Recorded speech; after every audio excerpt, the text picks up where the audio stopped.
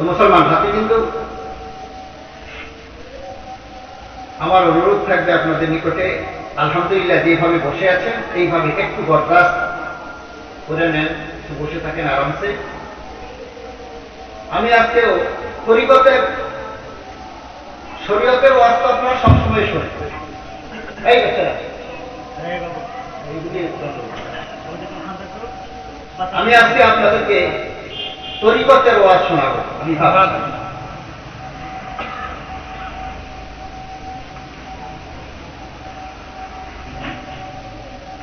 প্রত্যেকটা জিনিসের মধ্যে জাহির এবং বাতিন আছে। জাহির কাকে বলে? প্রকাশ। প্রকাশের নাম হলো জাহির। আর বাতিন কাকে বলে? গোপন। গোপনকে, গোপনের নাম হলো বাতিন। যেমন আমাদের শরীরের মধ্যে দেখেন জাহির এবং বাতিন আছে।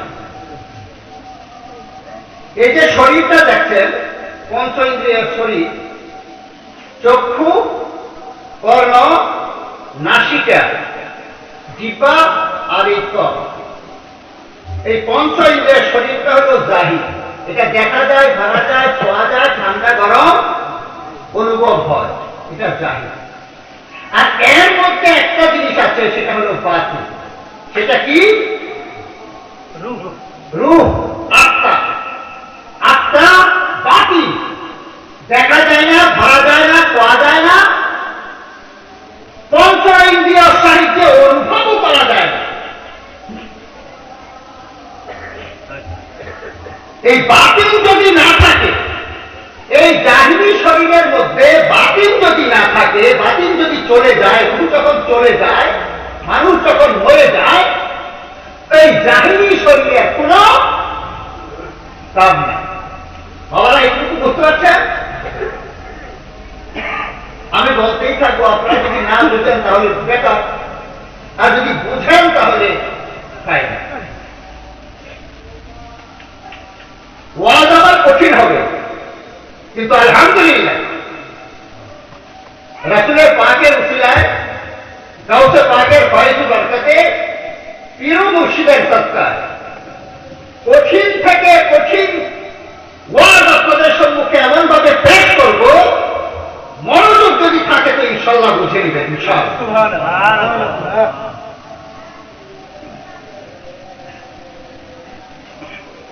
তো আমাদের শরীরটা জাহির, দেখা যায়, ধরা যায়, ছোঁয়া যায়, পঞ্চ ইন্দ্রিয় সাহিত্য অনুভব করা যায়, ঠান্ডা করে। কিন্তু এর মধ্যে একটা জিনিস আছে, দেখা যায় না, ধরা যায় না, ছোঁয়া যায় না, পঞ্চ ইন্দ্রিয় সাহিত্য অনুভব করা যায় না, গরম ঠান্ডা।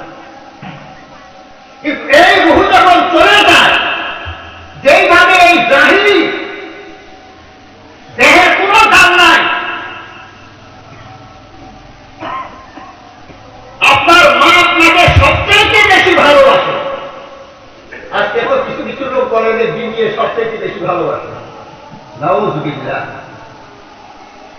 বিবির একটু ইন্টারেস্ট পাইলে বিবি বেশি ভালোবাসে, আর মায়ের যে সারা জিন্দগি বরবাদ করে দিল তোমার শরীরের মধ্যে শক্তি আনার জন্য, মায়ের কোনো ইন্টারেস্ট নেই। মনে রাখবে, দুনিয়ার সব মহব্বতের মধ্যে লোভ আছে, লালসা আছে। বিবির মহব্বতের মধ্যে লোভ আছে, লালসা আছে। বেটির মহব্বতের মধ্যে লোভ আছে, লালসা আছে। বেটার মহব্বতের মধ্যে লোভ আছে, লালসা আছে। আপনার প্রতিবেশী আপনাকে ভালোবাসে আপনার কোনো না কোনো কারণে, কিন্তু একমাত্র আল্লাহর এক বান্দী, এক নিয়ামত মা ভালোবাসে, শুধু মহব্বতে কোনো লোভ রয়েছে না।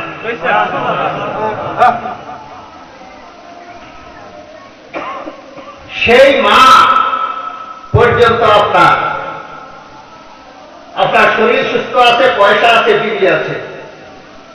শরীর সুস্থ নাই, পয়সা নাই, আপনার প্রতিবেশী তো আগেই ভাববে, বন্ধু বান্ধব তো ভেঙেই যাবে, এমনকি বিবিও চলে যাবে। একবারে প্র্যাকটিক্যাল দেখা। আমার একবারে খানকার পাশে এরকম এক লোকের শরীর অসুস্থ হয়েছে, বিবি চলে গেছে বাড়িতে, বাপের বাড়িতে। আমি কোনো থিওরিক্যাল না, প্র্যাকটিক্যাল কথা আপনাদেরকে শোনাচ্ছি। বিবি পর্যন্ত চলে যাবে, কিন্তু একমাত্র আল্লাহর বান্দী মা আপনার হাতের থেকে যাবে। আপনাকে থাকবে আমার সন্তান কষ্ট পেয়েছে, কষ্ট পাচ্ছে, আল্লাহর কাছে কাঁদবে আর বলবে কোন সময় সন্তান ভালো হবে। মা এবং মেয়া মুসলমান জাতি হিন্দু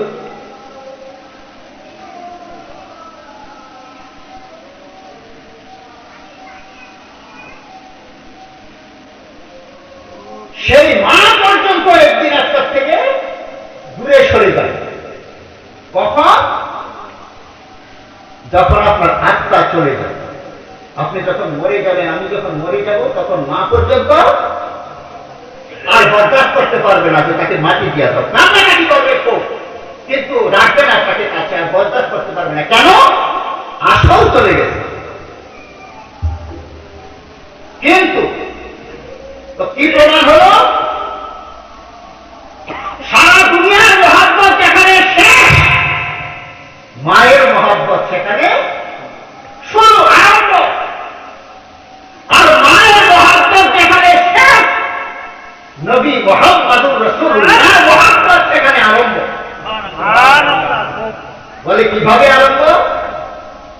আপনি আমার মা পর্যন্ত আমার কাছে থেকে চলে গেলেন, কিন্তু যখনই আপনার কবরের মধ্যে শোয়াইয়ে দেওয়া হবে, তিনটা প্রশ্ন করা হবে, মা রাব্বুকা মা দীনুকা।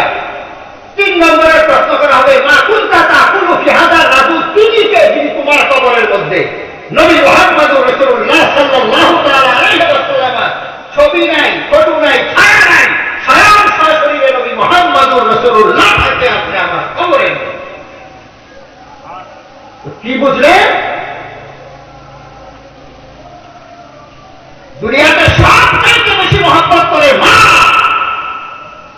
মায়ের আদর যেখানে খতম, নবী পাকের আদর মহব্বত উম্মতের জন্য সেখানে আরম্ভ। নবী মুহাম্মদুর রাসূলুল্লাহ কবরে হাজির।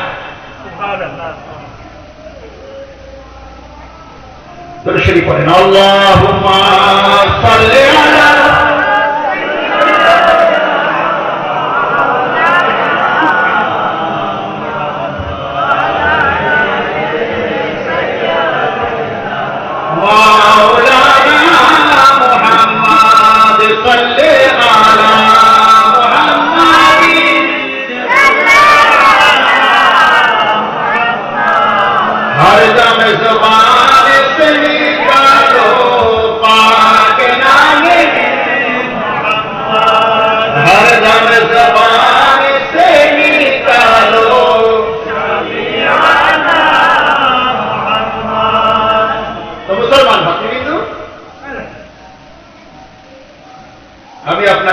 এটাই বুঝাচ্ছিলাম যে প্রত্যেকটা জিনিসের মধ্যে জাহির এবং বাতিন আছে, একটা জাহির একটা বাতিন। এই জাহির এবং বাতিনের মধ্যে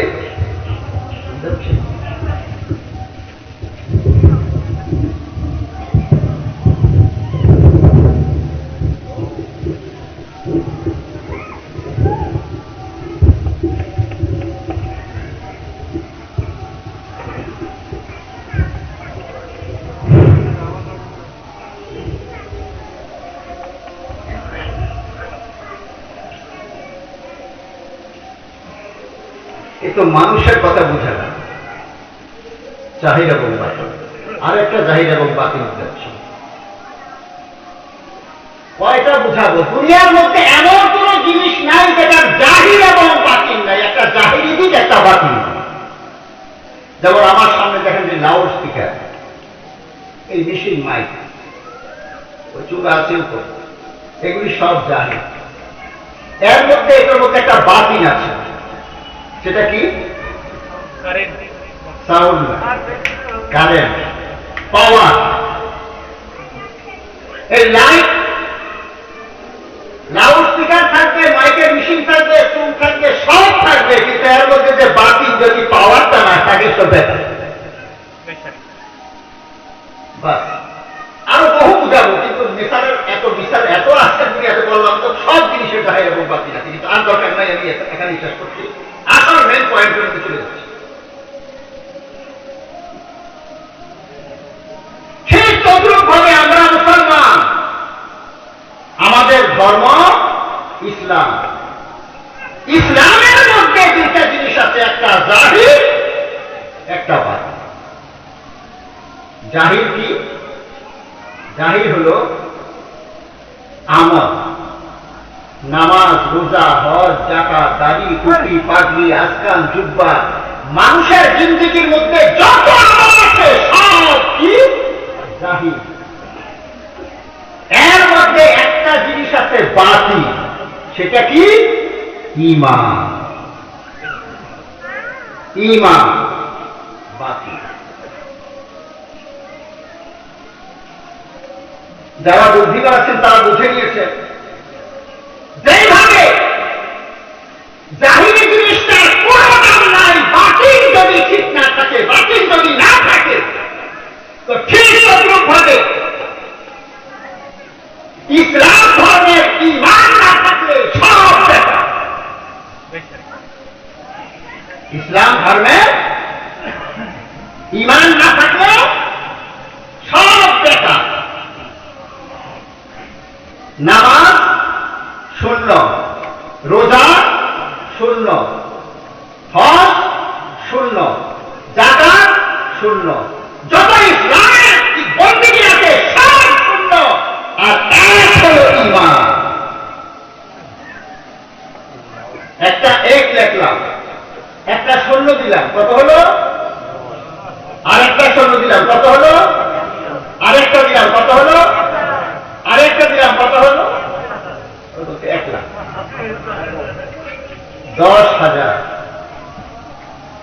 একটা মুছে ফেললাম, কত হলো? 9,999। এক মুছে ফেললাম, তো 4টা শূন্য। আচ্ছা বলেন তো, শূন্যর কোনো দাম আছে? শূন্যর কোনো দাম নাই। হ্যাঁ, শূন্যে অনেক দাম আছে। কখন? যখন বামে যখন সংখ্যা থাকবে। আচ্ছা 1 টাকা দিয়ে এখন একটা রথা পাওয়া যায়? 1 টাকা দিয়ে একটা রথাও পাওয়া যায়, কিন্তু একের চাইলে যখন আপনি একটা শূন্য দিয়ে দিবেন, তো রথাও পাওয়া যাবে, চায়ের সাথে আবার তাও পাওয়া যাবে। ওটা কিন্তু বুঝলে একটা কথা? এক সংখ্যা, একের সাথে একটা শূন্য দিচ্ছেন, যেটা কোনো দাম ছিল না, কিন্তু যখন শূন্যটা দিয়ে দিয়েছেন আর যখন সংখ্যা আছে, তখন 1 না 10 গুণ হয়ে গেল। 10। আরেক যখন একটা শূন্য দিবেন, তো আবার 100 গুণ হয়ে যাবে, 100। আবার যখন একটা শূন্য দিবেন, তখন 1000 গুণ। এইভাবে শুধু বেড়েই থাকতে হবে, বেড়েই যাবে। তো মুসলমান কি বুঝলাম? যে ঈমান এক সংখ্যা, ঈমান। আর বন্দেগী শূন্য। বন্দেগীর কোনো দাম নাই। বন্দেগীর অনেক দাম আছে যখন সংখ্যা থাকবে, যখন ঈমান থাকবে। আমি আয়াতে কারিমা তেলাওয়াত করেছি, এখন আমি মেইন পয়েন্টের মধ্যে আসি। রব্বে কাদির আল্লাহ পাক জাল্লা শাআনুহু আম্মা নাওয়াজহু ইরশাদ করেন, ফাসআলু আলা যিকরি ইন কুনতুম লা তা'লামুন। তোমরা যা জানো না, জানলে ওয়ালাকে জিজ্ঞাসা করো। আল্লাহ আদেশ করেছেন যে তোমরা যা জানো না, জানলে ওয়ালাকে জিজ্ঞাসা করো।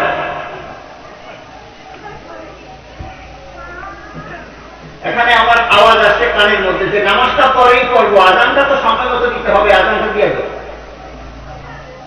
যে কথাটা বলছে সে জানেই না যে আজানের সময়টা কতটুকু সময় থাকে। যতক্ষণ নামাজের সময় থাকবে ততক্ষণ আজানের সময় থাকবে। এশার নামাজের সময় যতক্ষণ থাকবে ততক্ষণ আজানের সময় থাকবে। যখন নামাজের সময় চলে যাবে তখন আজানের সময় শেষ।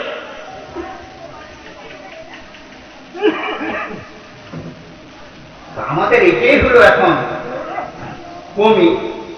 আমরা কিছুই জানি না, কিন্তু আমরা মনে করি যে আমি কি এত বেশি জানি যে আমার মতো জাননেওয়ালা আছে হই না। এটাই হচ্ছে সবচেয়ে বড় রোগ আমাদের।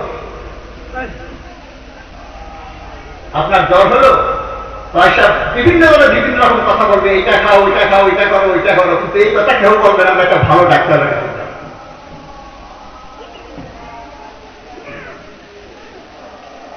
মুসলমান ভাতৃবৃন্দ, বাস এই কথাটা অন্তরে রেখে দেন, খুব কাজে আসবে যে ঈমান সবচেয়ে বড় সম্পদ। এখন আয়াতে কারিমার দিকে আমি আসছি। আল্লাহ পাক যে বলছেন তোমরা যা জানো না জানলে ওয়ালাকে জিজ্ঞাসা করো। এখন জিজ্ঞাসা করেন যে ঈমান কাকে বলে, ঈমান কাকে বলে? ঈমান শব্দের অর্থ আমল জানা। পবিত্র কোরআন শরীফের মধ্যে প্রথম পারাতে, প্রথম সূরা সূরা ফাতিহা, দ্বিতীয় সূরা সূরা বাকারা, বাকারার প্রথম পৃষ্ঠাতে আপনার এই আয়াতটা আছে, আল্লাযীনা ইউমিনুনা বিল গায়ব, যাহারা গায়বের উপরে বিশ্বাস রাখবে, ওয়া ইউকিমুনাস সালাত, এবং নামাজ কায়েম করবে। খুব বুঝার চেষ্টা করে। আমি এবং প্রধান কয়জন লোক? দুজন। কিসের মধ্যে বুঝলেন? দুজন। এবং এর দ্বারা আমি এবং প্রধান দুজন লোক। এখন আমি এবংটা তুলে দিলাম, কয়জন লোকেরা? একজন। আমি প্রধান, আমি এবং প্রধান দুজন লোক, এবং এর মাধ্যমে বুঝা গেল, অর্থাৎ আলাদিটা তুলে দিল দুজনকে। আর যখন এবংটা তুলে দিব তখন আমি একজন হয়ে যাব। তো ওখানে আল্লাহ পাক বলছে যারা গায়বের উপরে বিশ্বাস রাখবে এবং নামাজ কায়েম করবে। তো বুঝা গেল যারা গায়বের উপরে বিশ্বাস রাখবে তারা হলো ঈমানদার, আর এরপরে হলো নামাজ। তার ঈমান আছে, তার যোগ্য হলো নামাজ।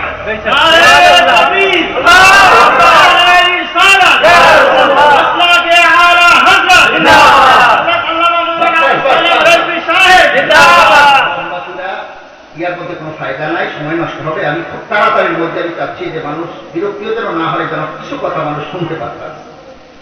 আমার তো নাড়া লাগাইতে হবে না, মাস্তাকে আলা হজরতের মধ্যেই সব চলে আসবে সব। মুসলমান ভাতৃবৃন্দ, এই মেয়ে লোকগুলির অভ্যাস হলো পুরুষরা আওয়াজ করবে আর মেয়ে লোকদের অত্যাচারে মানে আওয়াজ প্রস্তুত করে। কি কারণে ওরা আছে এখানে? আল্লাহ পাক ভালো লাগে। চলে আসো, চলে আসো। এটা হবেই। মেয়ে লোক তিনটা মেয়ে লোক একজন একটা থাকলে আপনার চুপচাপ বসে থাকতে পারে না, এদের অভ্যাস করবে।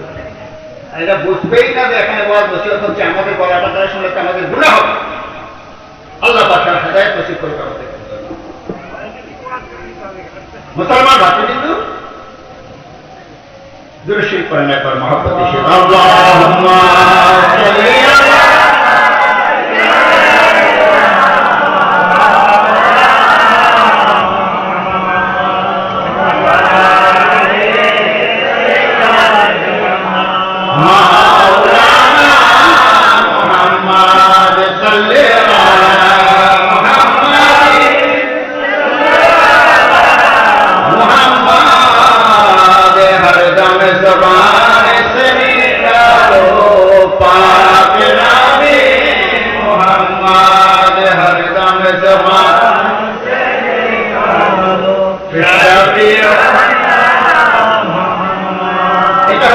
শরীয়তের দুরূদ শরীফ। আর আমি বলছি শরীয়ত এবং তরিকতে দুই রকম ওয়াজ আজকে আলহামদুলিল্লাহ করবো দুই দিকে। যেহেতু আল্লাহ পাক বলছেন যে তোমরা যা জানো না জানলে ওয়ালাকে জিজ্ঞাসা করো। ইমাম এশক মোহাম্মদ আলা হযরত ইমাম আহমদ রাজা খাঁ ফাজিল বেরলভী আলাইহি রহমাতুল্লাহ রিজওয়ান বলছেন যে জাননে ওয়ালা দুই প্রকার। এই যে আগেই বলছি সব জিনিসের মধ্যে দুই রকম জিনিস আছে, একটা জাহির, একটা বাতিল। তো ঠিক তদ্রূপ ভাবে জাননেওয়ালাও দুই প্রকার, এক জাননেওয়ালা জাহিরি জাননেওয়ালা, এক জাননেওয়ালা বাতিল জাননেওয়ালা।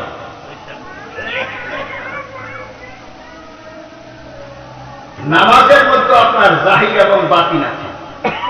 দুনিয়ার সব জিনিসের মধ্যে জাহির এবং বাতিল, নামাজের মধ্যেও জাহির এবং বাতিল আছে। আপনি কিভাবে নামাজ আরম্ভ করবেন কেবলামুখী হয়ে, কিভাবে শরীর পাক করবেন, কিভাবে জায়গা পাক করবেন, কিভাবে রুকু করবেন, কিভাবে সেজদা করবেন, কিভাবে তাশাহুদের মধ্যে বসবেন, কিভাবে সূরা ফাতিহা পড়বেন, কিভাবে আয়াত পড়বেন, এইগুলি সমস্ত শিক্ষা দেওয়া হয় মাদ্রাসার মধ্যে। সাহেব, মুফতি সাহেব। আর নামাজের মধ্যে একটা বাতিলি জিনিস আছে, সেটা কি? একগ্রতা। সেটা হলো কামের সাথে সম্পর্ক রাখে। এখন আমি যেগুলি বলছি এগুলি হলো জাহিরি দেহের সাথে সম্পর্কিত। আর একটা বাতিলি জিনিস আছে, সেটা হলো আত্মার সাথে সম্পর্কিত, কামের সাথে সম্পর্কিত। সেটা কি? আল্লাহু আকবার বলে নামাজের মধ্যে দাঁড়িয়ে গেলাম। এখন আপনারা আমার কথা শুনছেন, আপনাদের কিন্তু মন কিন্তু দৌড়ে বেড়াচ্ছে না, আমার কথাগুলি আপনারা শুনছেন। কিন্তু যখন আল্লাহু আকবার বলে নামাজের মধ্যে দাঁড়িয়ে দেবেন, তখন দেখবেন মন কত স্পিডে দৌড়ে আরম্ভ করবে। আপনার মাঠের মধ্যে একবার দৌড়িয়ে যাবে যে আমার মাঠের কোনো ফসল কোনো অন্য কোনো গরু ছাগলে খাই ফেলছে কিনা, মাঠের মধ্যে গরু আমি কোথা দিয়ে আসছি ঘাস খাওয়ার জন্য অন্য খাবারের ফসল খাচ্ছে কিনা, আমার গরু ওখানে আছে কিনা, কোন বাজারের মধ্যে ঢুকছিলাম, দোকানে কত নিলাম কত দিলাম, ঠিকঠাক দিয়েছি, অর্থাৎ কত হিসাব কিনা করবো, কোন হিসাব নাই। এত হিসাব আমাদের মধ্যে আসে। মুসলমান একটু বুঝার চেষ্টা করবে, বুঝলে অনেক মজা লাগবে, আর না বুঝলে কোনো মজা পাবেন না।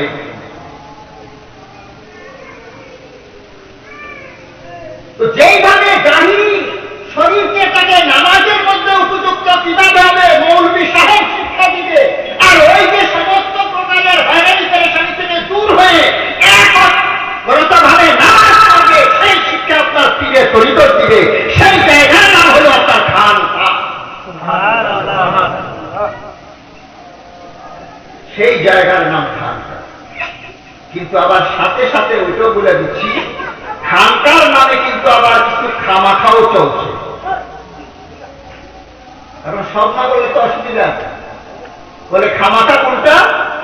যে খানকার মধ্যে কোনো নামাজের তালিম নাই, যে খানকার মধ্যে কোনো রোজার তালিম নাই, যে খানকার মধ্যে শুধু আপনার গাঁজা খাওয়া, ডাক দৌড় বাজানো, এই খানকা কিন্তু বাতিলি তালিম না।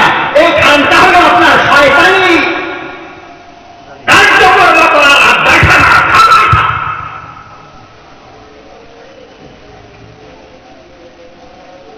মুসলমান, আমার কথা আপনারা রাগ হবেন আর খুশি হবেন, আমার কিছু করার নাই। ইমাম হুসাইন রাদিয়াল্লাহু তাআলা আনহু কারবালার প্রান্তরে, ওনার কোনো অপরাধ ছিল না। ওনার একটাই অপরাধ হয়েছে এজিদিরা, যে এজিদের নিকট বায়াত গ্রহণ করে নাই। কারণ উনি দেখেছেন যে এজিদ বায়াতের উপযুক্ত না, কেন আমি বায়াত করব? এই জন্য উনি বায়াত করেন নাই এজিদের নিকটে। তো এই জন্য কারবালার প্রান্তরে ওনাকে শহীদ করে দেওয়া হয়েছে। নানার কলমা মুখের মধ্যে যারা শহীদ করেছে তারা কাফের মুশরিক ছিল না, তারা কলমাকু মুসলমান ছিল। আর তারা কেমন মুসলমান? আল্লাহ আল্লাহ রাসূলের পাশে। আজকে তো আমরা এই নিজের দলকে খুবই খারাপ মনে করছি, আর যারা ইচ্ছা তা বলছি। একটা কথা বললে কিন্তু আপনারা রাগ হবেন, তারা কিন্তু আমাদের চাইতে অনেক উন্নত মুসলমান ছিল। বুঝার চেষ্টা করেন, যারা এজিদের পক্ষে হয়ে লড়ছিল ওই লোকগুলি আমাদের চাইতে কিন্তু অনেক ভালো লোক ছিল। বলছেন কি কথা? হ্যাঁ, এটা আমার কথা না, এটা রাসূলের পাক কথা। বলে কেমন কথা? রাসূলের পাক কথা বলছেন যে আমার পরে তিনটা যুগ হলো শ্রেষ্ঠ। কোন কোন যুগ? সাহাবীর যুগ, তাবিঈর যুগ, আর তাবিঈর যুগ। তো ওই যুগটা ছিল তার সাহাবীর যুগ, তাবিঈর যুগ। ওই যুগের মানুষগুলি আমাদের থেকে শ্রেষ্ঠ ছিল না? অবশ্যই শ্রেষ্ঠ ছিল, মনে রাখতে হবে আপনার। কিন্তু তারা কি করেছে? ওই শ্রেষ্ঠ মানুষগুলি, নাউযুবিল্লাহ, সব না, যারা এই যুগের পক্ষ হয়ে ইমাম হুসাইন রাদিয়াল্লাহু তাআলা আনহুকে শহীদ করে দিয়েছে, নাউযুবিল্লাহ নাউযুবিল্লাহ, ইমাম হুসাইন রাদিয়াল্লাহু তাআলা আনহুকে শহীদ করে দিয়েছে। এই জিকিরা বাহাবা করছে যে আজকে হুসাইনের নাম নিশানা মিটে গেল। কিন্তু না, হুসাইন রাদিয়াল্লাহু তাআলা আনহুর নাম নিশানা মিটে নাই। যে হকের পক্ষে থাকবে তার ক্ষণস্থায়ী কষ্ট হবে, কিন্তু তার নাম নিশানা মিটবে না। কিয়ামত অবধি তার নাম নিশানা চলবে। এই জন্য সাহেব বলছেন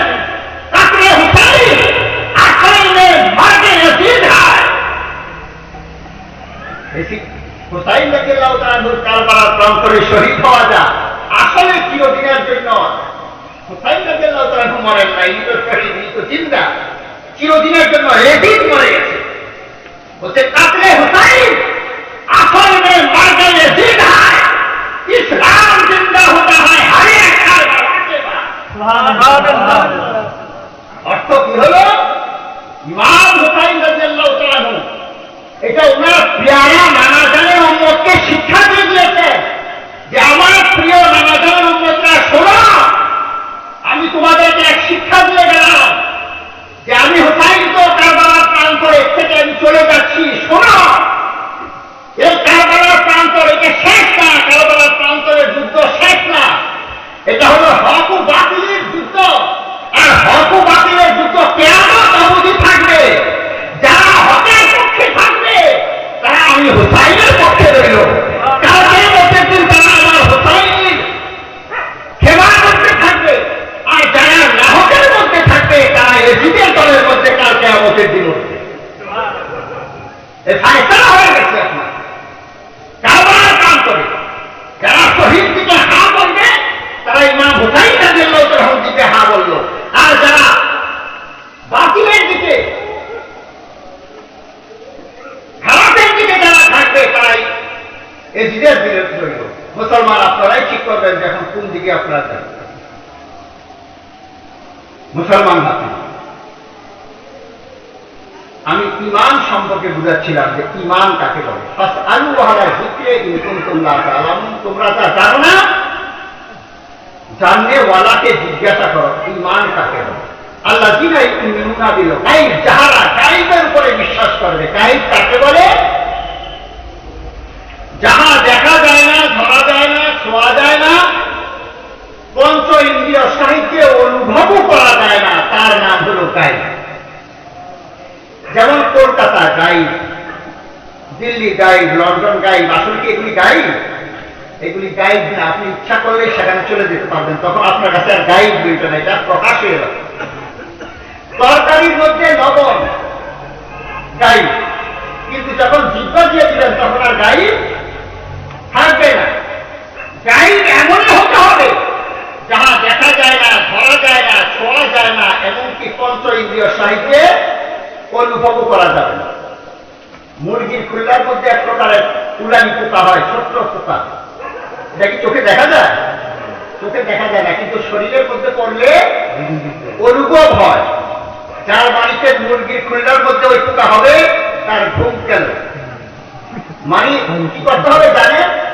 এইরকম এইরকম এইরকম এরকম করতে হবে, মানে যেখানে আছে দেখবেন তো না, কিন্তু চুলকাবে। একটু বুঝার চেষ্টা করে, এত ক্ষুদ্র পোকা আপনার শরীরের মধ্যে পড়ল, আপনি অনুভব করতে পারলেন। কিন্তু আল্লাহ, মহান আল্লাহ, আল্লাহ পাক কোরআন শরীফের মধ্যে ইরশাদ করেন, ওয়া নাহনু আকরাবু ইলাইহি মিন হাবলিল ওয়ারিদ, আমি বান্দার ঘাড়ের শাহরদের চাইতে আরো অধিক নিকটে। আমাদের যে ঘাড় আছে, ঘাড়ের মধ্যে একটা মোটা রগ আছে। আল্লাহ কোরআন শরীফের মধ্যে বলছেন যে আমি আল্লাহ আমার এই বান্দার ঘাড়ের শাহরদের চাইতে আরো অধিক নিকটে। কিন্তু আল্লাহ দেখা যায় না, ধরা যায় না, ছোঁয়া যায় না, উড়ানি পোকার মতো অনুভবও হয় না। কি বুঝলেন? উড়ানি পোকার থেকে আল্লাহ ছোট? নাউজুবিল্লাহ। আল্লাহ তো এত বড় যে বর্ণনা করা যাবে না কত বড়। সেই আল্লাহ আমার ঘরের শাহরদের চাইতে আরো অধিক নিকটে, কিন্তু দেখা যায় না, ধরা যায় না, ছোঁয়া যায় না, অনুভব করা যায় না। কেন? গাইব। আল্লাহ গাইব। এই জন্য তো এই গাইবের উপরে বিশ্বাস করার নাম হলো ঈমান। আল্লাহ আছে, আমি বিশ্বাস করে দিলাম, আন্তরিকভাবে স্বীকার করলাম, লা ইলাহা ইল্লাল্লাহ, আন্তরিকভাবে স্বীকার করলাম আল্লাহ গাইব, আল্লাহকে আমি বিশ্বাস করে নিলাম। আর সাথে সাথে বললাম মুহাম্মাদুর রাসূলুল্লাহ। আচ্ছা বলেন, একটা লোক অনেক জিনিসের পূজা করে, সে আসছে একত্ববাদী হওয়ার জন্য, তো মুফতি সাহেব তাকে একত্ববাদী বানাচ্ছে। কোন কলমা পড়িয়ে? কলমায়ে তৈয়ব, লা ইলাহা ইল্লাল্লাহু মুহাম্মাদুর রাসূলুল্লাহ। এখানে কয়জন? এখানে কয়জন? এখানে তো দুইজন। তো একত্ববাদী হওয়ার জন্য তো আসছিল, এখানে যে আবার দুইজন, এগুলি বুঝতে হবে। এখানে কিন্তু আসলে একজন। বলে কিভাবে? লা ইলাহা ইল্লাল্লাহ হলো ইসলাম ধর্মের দাবি যে আল্লাহ ব্যতীত কোনো মাবুদ নাই। দাবি গ্রহণীয় হবে না যদি দলিল পেশ না করা হয়। তো এটা দলিল কি? দলিল মুহাম্মাদুর রাসূলুল্লাহ, মুহাম্মদ সাল্লাল্লাহু তাআলা আলাইহি ওয়াসাল্লাম হলো লা ইলাহা ইল্লাল্লাহ দলিল। এই কারণে কলমার মধ্যে মুহাম্মাদুর রাসূলুল্লাহ। এই জন্য এটা দুইজন না, একজনই। দাবি হলো লা ইলাহা ইল্লাল্লাহ আর দলিল হলো মুহাম্মাদুর রাসূলুল্লাহ সাল্লাল্লাহু তাআলা। তো মুসলমান বাকি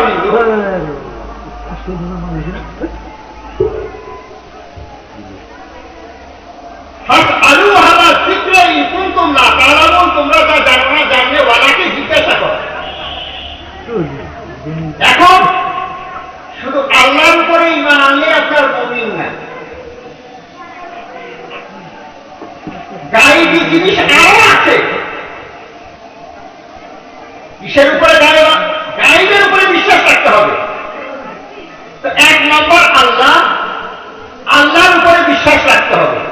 দুই নম্বর নবীগণ, নবীগণের উপরে বিশ্বাস রাখতে হবে। তিন নম্বর আসমানী কিতাব, আসমানী কিতাবের উপরে বিশ্বাস রাখতে হবে। চার নম্বর ফেরেশতা, ফেরেশতার উপরে বিশ্বাস রাখতে হবে। হাসর নাসরের উপরে বিশ্বাস রাখতে হবে। তকদীরের উপরে বিশ্বাস রাখতে হবে। এইরকম অনেক জিনিস আছে গায়েব, যাহা দেখা যায় না। জান্নাত জান্নাতের উপরে বিশ্বাস রাখতে হবে। কিয়ামতের উপরে বিশ্বাস রাখতে হবে। হিসাব কিতাবের উপরে বিশ্বাস রাখতে হবে। তো আগেই বলা হয়েছে যে আল্লাযীনা ইউমিনুনা বিল গায়ব, গায়বের উপরে বিশ্বাস রাখতে হবে। জাহিরের উপরে বিশ্বাস রাখলে ঈমান হবে না। তো নবীর উপরে বিশ্বাস রাখতে হবে। তো মুহাম্মদ ইবনে আব্দুল্লাহ, এই কথাটা জাহির না বাতিল? জাহির। মুহাম্মদ ইবনে আব্দুল্লাহ মানে আব্দুল্লাহর বেটা মুহাম্মদ সাল্লাল্লাহু আলাইহি ওয়াসাল্লাম, এই কথাটা জাহির না বাতিল? জাহির। এটা জাহির। এই কথা বিশ্বাস করার নাম ঈমানদারি না। ঈমানদারি কোনটা হবে? মুহাম্মাদুর রাসূলুল্লাহ, নূরুম মিন নূরিল্লাহ। মুহাম্মদ হচ্ছে আল্লাহর রাসূল এবং আল্লাহর জাতি নূরের জ্যোতি। সুবহানাল্লাহ। এটা হলো গায়ব। এই কথা বিশ্বাস করার নাম হলো আপনার ঈমান। আর এর বিপরীতে যে এই কথা বিশ্বাস করবে, আমি সংক্ষিপ্ত বলে দিচ্ছি, যে এর বিপরীতে এই কথা বিশ্বাস করবে যে নবী আমাদের মতোই একজন মানুষ, তেনেনদের বেঈমান হয়ে যাবে। নবী করিম সাল্লাল্লাহু তাআলা আলাইহি ওয়াসাল্লামকে আমাদের মতো বললে আর ঈমান থাকবে না, ঈমান থেকে হাত ধুয়ে দিতে হবে। মনে রাখবেন, নবী করিম সাল্লাল্লাহু তাআলা আলাইহি ওয়াসাল্লাম মানুষ। ভালো করে শুনে রাখুন, নবী করিম সাল্লাল্লাহু তাআলা আলাইহি ওয়াসাল্লাম মানুষ। উনাকে আল্লাহ বলা যাবে না, আল্লাহর অংশ বলা যাবে না। উনি মানুষ, কিন্তু তিনি বেমিসাল, বেনজির মানুষ। সুবহানাল্লাহ। উনার সাথে কোনো মিসাল নাই, কোন মানুষের কোন মিসাল নাই। আরে কোন মানুষের মতো তো হওয়া দূরের কথা, স্বয়ং জিবরাইল আলাইহিস সালামের মতও না নবী মুহাম্মাদুর রাসূলুল্লাহ। জিবরাইল আলাইহিস সালামের পাওয়ারটা কতটুকু জানেন? একটু শুনে যান জিবরাইল আলাইহিস সালামের পাওয়ার। জিবরাইল আলাইহিস সালামের 600 নূরের পাখা হাদিস শরীফের মধ্যে আছে। কয়শো? 600। একটা পাখার কতটুকু পাওয়ার জানেন?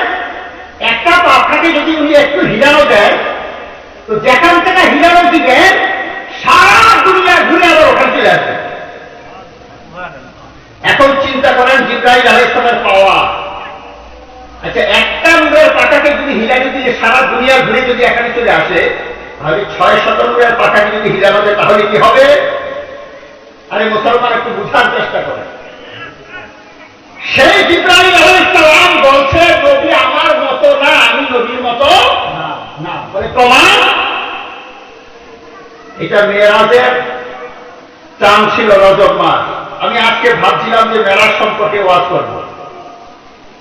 আপনাদের মসজিদে আমি 3 ওয়াক্ত নামাজ পড়তে গেলাম, যে দেখলাম যে ওখানে পরিবেশ অবস্থা ভালো লাগলো, খারাপ লাগলো না। অন্যান্য মসজিদের থেকে আলহামদুলিল্লাহ আপনাদের মসজিদের পরিবেশ ভালো আছে, কিন্তু অনেক কিছু কমিও আছে। যেগুলি আমাদের মধ্যে নাই সেগুলি ওখানে ঢুকানো আছে। বুঝতে পারছেন? তোমরা যা জানো না, জানলে ওনাকে জিজ্ঞাসা করো। শোনেন, সাপ বান্দি হয়ে যখন দাঁড়াবেন তখন বলছে আপনি যেখানে দাঁড়ালেন আপনার পাশে আরেকটা লোক দাঁড়াইতে পারে, এইরকম থাকলে যদি আপনি দাঁড়ান তাহলে এটাকে বলে সাপে মন কাটা, মানে সাপের থেকে আপনি আলাদা হয়ে গেলেন। অর্থাৎ আপনার এরপরে আর নামাজ হবে না। বুঝার চেষ্টা করেন, এর অর্থ কিন্তু এই না যে এক পায়ের উপরে আরেকটা তুলে দিতে হবে। নাউযুবিল্লাহ। ইসলাম বেয়াদবিকে সমর্থন করে না। একটা পায়ের উপর আপনার বাপ আপনার সাথে দাঁড়িয়ে আছে, আপনি আপনার পায়ের উপরে পাটা তুলে দিবেন কেন? যাতে শয়তান বুঝতে না পারে। কোথায় লেখা আছে? হ্যাঁ, আমিও তো বললাম দাঁড়াতে হবে, একবারে কাঁধের সাথে কান লাগিয়ে দাঁড়াইতে হবে, যাতে একটা লোক আপনি এবং আপনি এখানে দাঁড়াইলেন, আরেকটা লোক এখানে দাঁড়াইল, এর মধ্যে দিয়ে যেন একটা লোক না বুঝতে পারে। এতটুকু হয়ে যাবে। আর পাটাকে কিভাবে রাখতে হবে? আল্লাহ আল্লাহ দাঁড়িয়ে গেছে আপনার এইভাবে আর এইভাবে, মনে তো যুদ্ধ করতে দাঁড়িয়ে। বড় আফসোস মুসলমান। আর বিশেষ করে দেখলাম যে আপনার যুবকরা, মানে কেন জানেন, এটা হলো ইউটিউবের ফল, আর অন্য কিছু না, ইউটিউবের ফল। একটা লোক 22 বছর 20 বছর বুখারী শরীফ পড়ার পরেও এবার পড়তে হয়রান পেরেশানি লাগবে, কারণ সেখানে জবর নাই। আরে পড়তেই তো 20 বছর 22 বছর লাগে, জবর নাই সেখানে। এরপরে অর্থ পড়া, বাংলা একটা অর্থও তো আপনাদের সামনে বলে দিলে। অনলের অর্থ কে জানেন বলেন তো? হাত তোলেন তো, দিয়ে একজন দেখি। অনলের অর্থ কি? অনল একজন, দুইজন, আর তিনজন। আর এখানে দেখেন কতগুলি লোক বলে আছে। অনলের অর্থ 2-4 জন। একটা ফ্রেশ বাংলা। আচ্ছা, বাংলা ফ্রেশ বাংলায় যদি আমরা না জানি তো আরবিরা কি বুঝবো? আর যে ছেলে কিছুই জানে না, কোরআন শরীফটাও পড়তে জানে না, সে মোবাইলের মধ্যে একটা রাখতে এখন বিরাট বিরাট মুক্তি হয়ে গেছে। বড় আফসোস। এটা অন্য কিছু না, কিয়ামত আমরা চেষ্টা করছি, কিন্তু চেষ্টার ফল হবে না। বলে কেন? এটা শুনে যান। আবার আসল কথাটা বলে যাচ্ছি, কেন ফলটা হবে না? কারণ যতই দিন যাচ্ছে কিয়ামত ততই নিকটবর্তী হয়ে আসছে। কিয়ামত কার উপরে আসবে? কোন ইমানদারের উপরে কিয়ামত আসবে না, মুসলমানের উপরে কিয়ামত আসবে না। কিয়ামত কার উপরে আসবে? কাফেরের উপরে আসবে। আর কাফের তো হইতে হবে, এই জন্য কাফের হওয়ার দিকে রওনা হয়েছে।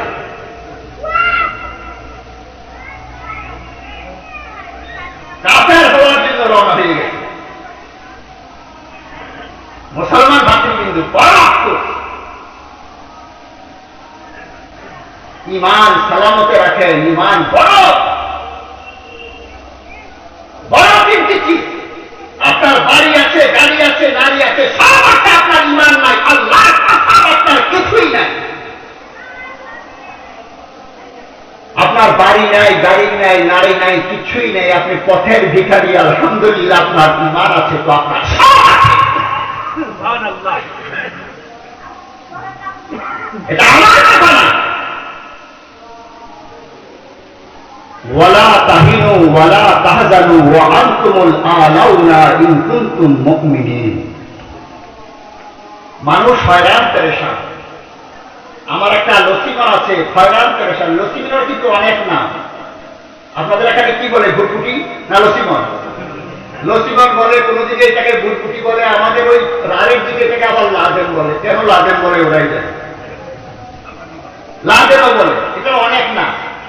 তো বুঝার চেষ্টা করেন, যার একটা লসিমা আছে সে ভাবে আমার যদি একটা টুকটিকি হয় আমি কামিয়াবি হয়ে যাব, টুকটিকিওয়ালা ভাবে আমার যদি একটা মারুতি ভ্যান হয় আমি কামিয়াবি হয়ে যাব, মারুতি ভ্যানওয়ালার ভাবে আমার যদি একটা 6 টাকার গাড়ি হয় আমি কামিয়াবি হয়ে যাব, 6 টাকার গাড়িওয়ালার ভাবে আমার যদি একটা 12 টাকার গাড়ি হয় আমি কামিয়াবি হব, আমার যদি একটা জিসিপি হয় আমি কামিয়াবি হব, একতলা মাটির ঘরওয়ালার ভাবে আমার একটা একতলা বিল্ডিং হলে আমি কামিয়াবি হব, একতলা ভাবে যে আমার যদি দোতলা হয় আমি কামিয়াবি হব, এক লোক তার ঘরের মধ্যে সুন্দর রমণী আছে সেভাবে আমার যদি আরেকটা সুন্দর রমণী হয় আমি কামিয়াবি হব, এক লোকের যদি আপনার মেম্বার আছে সেভাবে আমার স্ত্রী যদি প্রধান হয় আমি কামিয়াবি হব।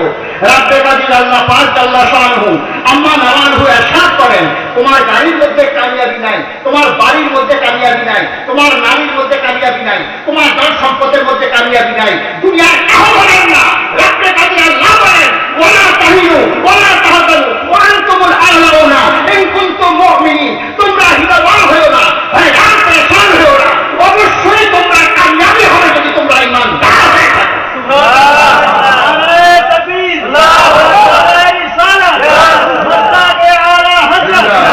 অবশ্যই কামিয়াবি হবে যদি তোমরা ঈমানদার হয়ে থাকো। মুসলমান ঈমানটাই বুঝাচ্ছি আজকে, এই জন্য ঈমানটাই বুঝে যান আজকে, কারণ এটা জরুরি বেশি। কারণ মেরাজের ওয়াজ শোনাবো তো ঘটনা এর মধ্যে অনেক কিছু চিজ আছে তার জন্য না, কিন্তু আমি ভাবি যে ওই ওয়াজটার থেকে আজকে আপনাদের যে ওয়াজ আমি করছি এটার দরকার বেশি, যে ঈমানটা কাকে বলে সেটা শুনুন। তো মনে রাখবেন, ওই জিবরাইল আলাইহিস সালাম যিনার এত ক্ষমতা, জিবরাইল আলাইহিস সালামকে একদিন রাসূল পাক সাল্লাল্লাহু আলাইহি ওয়াসাল্লাম জিজ্ঞাসা করেছেন, জিবরাইল তুমি তো অনেক কিছু দেখেছো, তুমি যে আমার মতো দেখতে পেয়েছো জগতের মধ্যে কেউ আছে?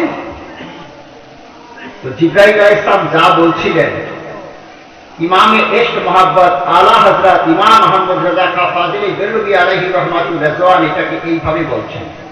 জিবরাইল আলাইহিস সালাম কি বলছেন? यही बोले सिदरे वाले चमने जहां के थाने सभी मायने छान डाले तेरे पाया का न पाया तुझे एक ने एक बनाया। আল্লাহ আল্লাহ। রাসূলের পাক জিবরাইল আলাইহিস সালামকে কেন জিজ্ঞাসা করলেন আমার মতো পেয়েছো কিনা? আরো তো ফেরেশতা ছিলেন, হ্যাঁ, ওই ফেরেশতাকেও জিজ্ঞাসা করতে পারতেন, হযরত আবু বকর সিদ্দিক রাদিয়াল্লাহু তাআলাকে জিজ্ঞাসা করতে পারতেন, হযরত ওমর ফারুক রাদিয়াল্লাহু তাআলাকে জিজ্ঞাসা করতে পারতেন, হযরত ওসমান জিনুরাইন রাদিয়াল্লাহু তাআলাকে জিজ্ঞাসা করতে পারতেন, মাওলায়ে কায়নাত মাওলা আলী মুশকিল কুশা রাদিয়াল্লাহু তাআলাকে জিজ্ঞাসা করতে পারতেন। রাসূলের পাক জিবরাইল আলাইহিস সালামকে কেন জিজ্ঞাসা করলেন? আল্লাহ আল্লাহ, এই জন্য যে দেখার জন্য তিনটা জিনিসের শর্ত, তিনটা জিনিস। একটা হলো লম্বা হায়াত, সাথে সাথে শরীর সুস্থ। আপনার লম্বা হায়াত আছে, আপনার বাড়িতে অসুস্থ হয়ে বসে আছেন, তো কেমন করে আপনি দেখবেন? লম্বা হায়াত এক শর্ত, দ্বিতীয় নম্বর শরীর সুস্থ, 3 নম্বর হলো আপনার যত ধন সম্পদ থাকবে, কারণ বমরে পয়সা খরচ হবে, এই তিনটা জিনিস যার থাকবে সে আপনার বেশি থাকতে পারবে। আলহামদুলিল্লাহ জিবরাইল আলাইহিস সালামের এই তিনটা জিনিস পরিপূর্ণ আছে। এক, লম্বা হায়াত কিয়ামত পর্যন্ত, ওনার শরীর সুস্থই থাকবে, অসুস্থ হবে না, যেহেতু ইনি নূরের সৃষ্টি।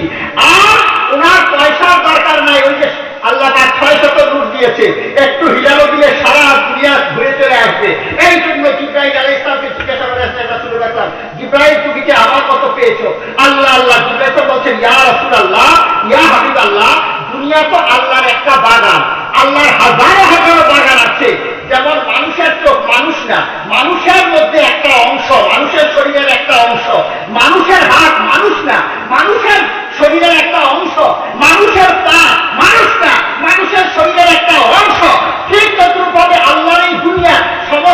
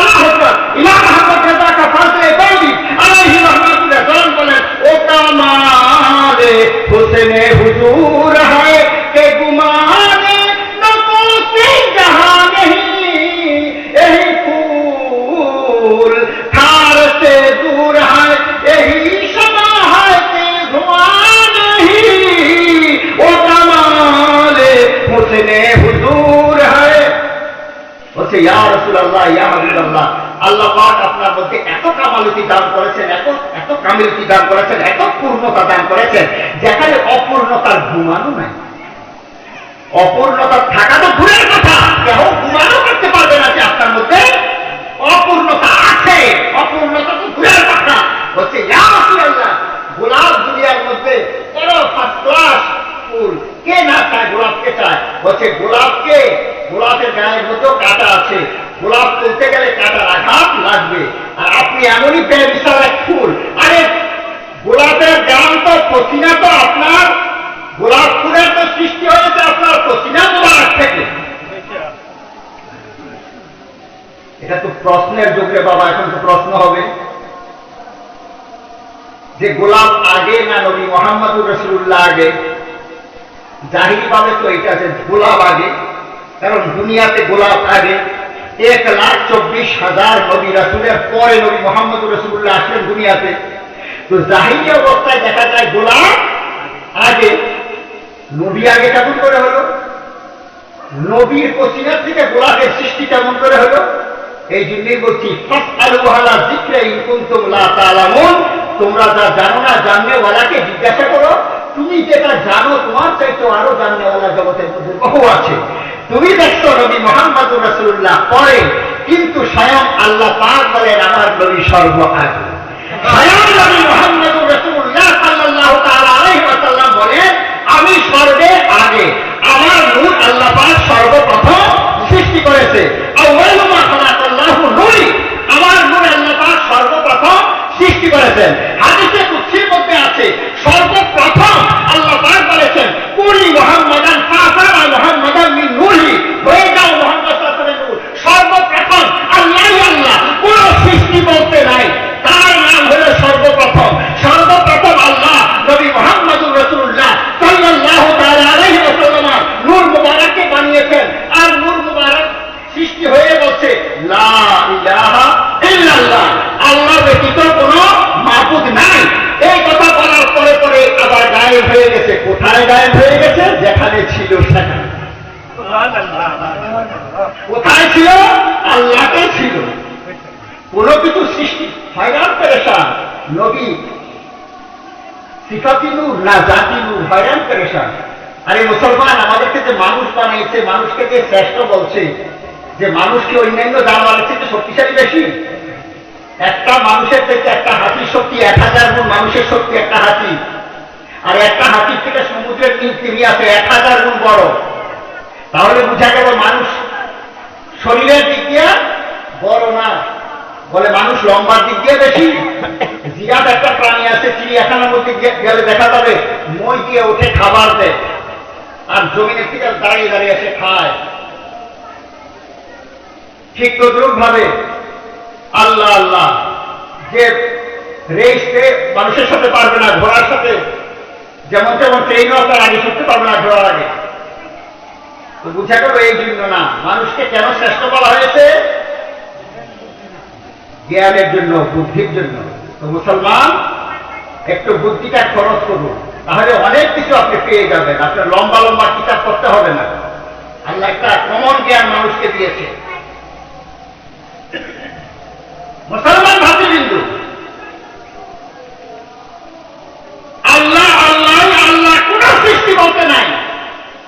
সর্বপ্রথম আল্লাহ পাক নবী মুহাম্মদুর রাসূলুল্লাহ নূর মুবারককে বানিয়েছে।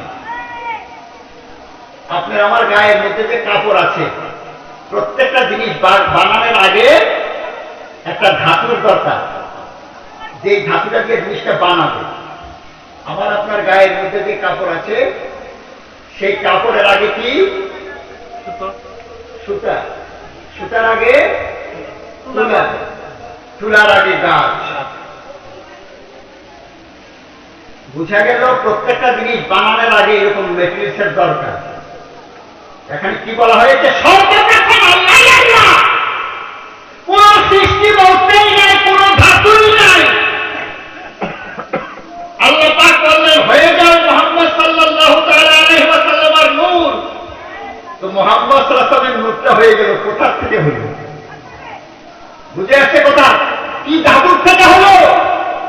আল্লাহ যে বলছেন যে হয়ে যাও, তখন হয়ে গেছে, মানে এটাই ঘাটতি, আল্লাহ থেকে হয়ে গেছে। এখন আবার বলবেন এটা তো সেরে পেয়ে গেল, আল্লাহ থেকে হলে সেরে পেয়ে গেল। আচ্ছা বলেন তো সেরে কখন হবে? 100 টাকার থেকে আপনি 5 টাকা খরচ করে নিলেন, আপনার এখানে থাকবে কি কমবে? কমবে, কমে যাবে। আচ্ছা আচ্ছা, একটা দিয়াশলাই থেকে, একটা মোমবাতির থেকে যদি আরেকটা মোমবাতি আপনি জ্বালান, মোমবাতির আগুনটা কি কমে যাবে? দুনিয়াবি মোমবাতি একটা মোমবাতির থেকে আরেকটা মোমবাতি জ্বালাইলে যদি মোমবাতির অংশ না হয়, যদি না করে, তো রাব্বে কাদির আল্লাহর নূরের পাওয়ার কি এত কম যে আল্লাহ থেকে নবী মুহাম্মদুর রাসূলুল্লাহ হয়ে আল্লাহ চলে যাবে, সারা হয়ে যাবে? মুসলমান তো ওইদিকে যাচ্ছি না, এগুলি বহুত লম্বাস্তার কথা, মনে রাখবেন। সর্বপ্রথম আল্লাহ পাক নবী মুহাম্মদুর রাসূলুল্লাহ সাল্লাল্লাহু তাআলা আলাইহি ওয়াসাল্লামকে বানিয়েছে। এই জন্য কোরআন শরীফের মধ্যে আছে আল্লাহ পাক কোনো কিছু বানাইতে দরকার হলে কোনো কিছুর দরকার নাই, বলছে যে কুন হয়ে যাও, তো হয়ে যায়, কুন ফায়াকুন হয়ে যাও। আল্লাহ পাক সর্বপ্রথম কোন জায়গাতে বলছেন? সর্বপ্রথম কুন বলছেন নবী মুহাম্মদুর রাসূলুল্লাহ মুবারক সৃষ্টি করার সময়। আর সর্বপ্রথম নবী মুহাম্মদুর রাসূলুল্লাহ ওই নূর মুবারকে বলছে লা ইলাহা ইল্লাল্লাহ, আল্লাহ ব্যতীত কোনো মাবুদ নাই। আবার খানা হয়ে গেছে, কোথায় কোথায় গেল? ওই যেখানে ছিল। আবার আল্লাহ বলছেন মুহাম্মদুর রাসূলুল্লাহ, আবার ওই যুগের মধ্যে চলে আসছে, আবার ওই যুগে এসে বলছে লা ইলাহা ইল্লাল্লাহ, আবার খানা হয়ে গেছে। তো এখানে দুইটা জিকির, এক জিকির হলো আল্লাহর জিকির, আর জিকির হলো মুহাম্মদুর রাসূলুল্লাহর জিকির। আল্লাহর জিকির কে করছে? মুহাম্মদুর রাসূলুল্লাহ। আর মুহাম্মদুর রাসূলুল্লাহর জিকির কে করেছে? আল্লাহ। মুহাম্মদুর রাসূলুল্লাহ আল্লাহ জিকির করেছেন। কোরআন শরীফের মধ্যেও আছে মুহাম্মদুর রাসূলুল্লাহ। জিকির মানে স্মরণ। আপনি মুহাম্মদুর রাসূলুল্লাহ বললে রাসূলুল্লাহ সাল্লাল্লাহু আলাইহি ওয়াসাল্লাম জিকির করলেন, স্মরণ করলেন। আল্লাহ বললে আপনি আল্লাহ স্মরণ করলেন, জিকির করলেন। তো দুই জিকির, এক জিকির রাসূলের জিকির, রাসূলের জিকির করেন স্বয়ং আল্লাহ, আর আল্লাহর জিকির করেন কে? রাসূলুল্লাহ। আর রাসূলুল্লাহ শিক্ষা দেওয়ার কারণে জগতের সকলে আল্লাহর জিকির করছে। এখন কোরআন শরীফের মধ্যে আল্লাহ পাক বলেন, খুব সূক্ষ্ম জিনিস বুঝার চেষ্টা করুন। কোরআন শরীফের মধ্যে আল্লাহ পাক বলেন কুল্লু মান আলাইহা ফান, সূরা আর রহমানের মধ্যে আল্লাহ পাক বলেন সব ফানা হয়ে যাবে। আচ্ছা সব ফানা হয়ে যাবে, জিকির করতে হলে কার দরকার? জিকির কারীর দরকার। জিকির যে করবে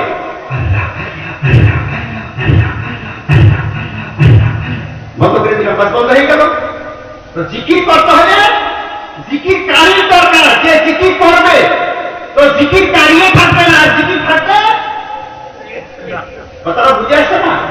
জিকির কারি থাকবে না, জিকির থাকবে, জিকির কারি যদি না থাকে জিকির থাকবে না। তো আল্লাহ বলছেন কি যে একদিন সব পারা হয়ে যাবে, তাহলেই থাকবে না। তো আল্লাহর জিকির থাকবে, আল্লাহর জিকির থাকবে না, কিন্তু মুহাম্মদুর রাসূলুল্লাহর জিকির থাকবে। বলে কেন? যাকে স্বয়ং আল্লাহ থাকবে। বুঝে আসছে কথা? এই কথা বললে আপনার অনেকে হয়রান পেরেশান হয়ে যাবে যে আল্লাহর জিকির থাকবে না আর মুহাম্মদুর রাসূলুল্লাহর জিকির থাকবে। তো বোঝা গেল মুহাম্মদুর রাসূলুল্লাহ আল্লাহর থেকে বড় হয়ে গেছে। না, তুমি না বুঝলে কিছু বলার তো নাই। যাকে তো থাকবে না, জিকির কে করবে? আল্লাহ। কিন্তু আল্লাহ তো যাবে না, আল্লাহ তো মরবে না, আল্লাহ তো ধ্বংস হবে না। সুতরাং আল্লাহ তো থাকবেন, কিন্তু আল্লাহ থাকবে তো আল্লাহ নবী মুহাম্মদুর রাসূলুল্লাহর জিকিরও থাকবে। এইটাই বলা হয়েছে। মুসলমান ভাবি কিন্তু এখন আসুন নামাজ। নামাজ কে পড়বে? যে গায়েবের উপরে বিশ্বাস রাখবে, যার ঈমান থাকবে। আর ঈমান কার হবে? যে গায়েবের উপরে বিশ্বাস রাখবে। যেমন আল্লাহ, আল্লাহ আমাদের ঘরের সাহাবাদের চাইতে আরো অধিক নিকটে। আল্লাহকে আমরা দেখি না, ধরতে পারি না, ছুঁতে পারি না, ঠান্ডা গরম অনুভব হয় না, কিন্তু গায়ে রেখে বিশ্বাস করেছি, ইমানদার হলাম। নবী মুহাম্মদুর রাসূলুল্লাহকে বিশ্বাস করার নাম ঈমান। আব্দুল্লাহর বেটা, আমিনার বেটা, এই কথা বিশ্বাস করার নাম ঈমান না, এটা জাহিল না। এটা সকলেই বিশ্বাস করে জগতে। বিশ্বাস করতে হবে মুহাম্মদুর রাসূলুল্লাহ, নূরুম মিন নূরিল্লাহ। এই বিশ্বাস করার নাম হলো ঈমানদার। আপনাদের এই বাজারের মধ্যে একটা কোরআন শরীফ যদি ধরে আর যদি বলে যে এটা কি, মুসলমান বলবে যে কোরআন শরীফ, অন্য ধর্মের লোক তো বলবে কোরআন শরীফ। তো মুসলমান বললো যে কোরআন শরীফ, অন্য ধর্মের লোকেও বললো কোরআন শরীফ, এই জন্য কি অন্য ধর্মের লোক মুসলমান হয়ে গেল? না। কেন হলো না? মুসলমানে বিশ্বাস করলো, তারাও তো বিশ্বাস করলো, কেন হলো না? বলে এই কারণে বিশ্বাস করলো না, মুসলমান এটা বাতিলের উপরে বিশ্বাস করেছে। কেমন বাতিল? যে এটা আল্লাহর কালাম।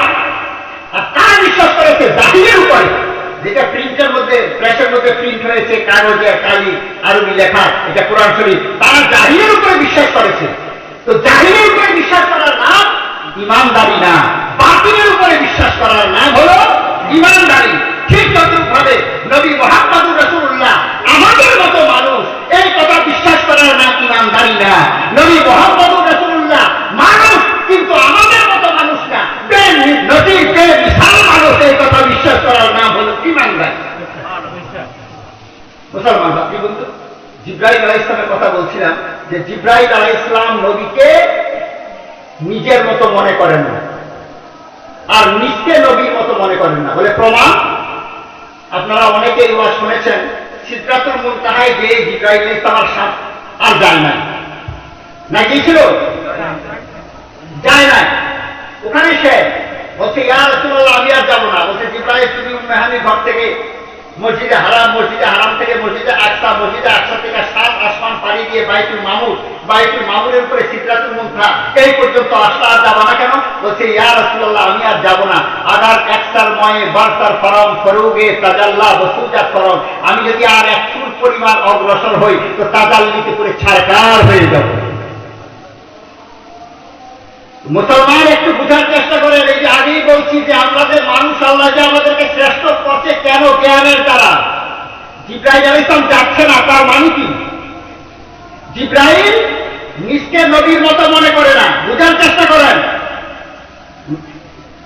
নিজকে যদি নবীর মতো মনে করতেন তো বলতেন ইয়া রাসূলুল্লাহ আপনিও যাচ্ছেন, আমি তো আপনার মতো, আমিও যাব। বুঝে আসছে কথা?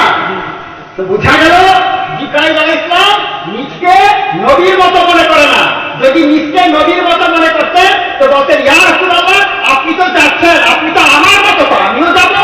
তো বুঝা গেল জিবরাইল আলাইহিস সালাম নিজকে নবীর মতো মনে করে। এই একটা কথা মনে রাখবেন। আর একটা কথা হলো নবীকে নিজের মতো মনে করে না। নবীকে নিজের মতো মনে করে না। নবীকে যদি নিজের মতো মনে করতেন তো বলতেন আপনি যাইতে, আমি যাইতে পারছি না, তো আপনি তো আমার মতো, আপনিও যাইতে পারবেন না। আল্লাহ আল্লাহ, জিবরাইল ফেরেশতার মতো শক্তিশালী ফেরেশতা, সুবহানাল্লাহ। তাকতটা তো আপনাদের সামনে পেশ করলাম, কেমন তাকত শক্তিশালী রাখে। মেরাজের বর্ণনায় আসতো জমিন থেকে আপনার প্রথম আসমানের দূরত্ব হল 500 বছরের রাস্তা।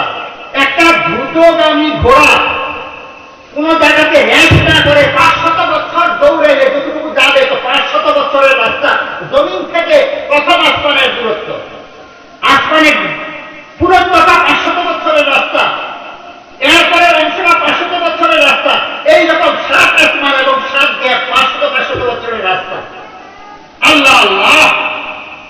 এরপরে বাইতুল মামুরের উপরে আপনার সিদরাতুল মুনতাহার উপরে আরশে আজিম। আল্লাহ পাক কিতাবের মধ্যে লিখে যে 80,000 বছরের ছায়া, 80,000 বছরের ভ্রমণ নবী মুহাম্মদুর রাসূলুল্লাহকে আল্লাহ করিয়েছেন রাতের কিয়দংশের মধ্যে। পুরা রাতের মধ্যেও না, 12 ঘন্টার মধ্যে না, 14 ঘন্টার মধ্যে না, রাতের কিয়দংশের মধ্যে।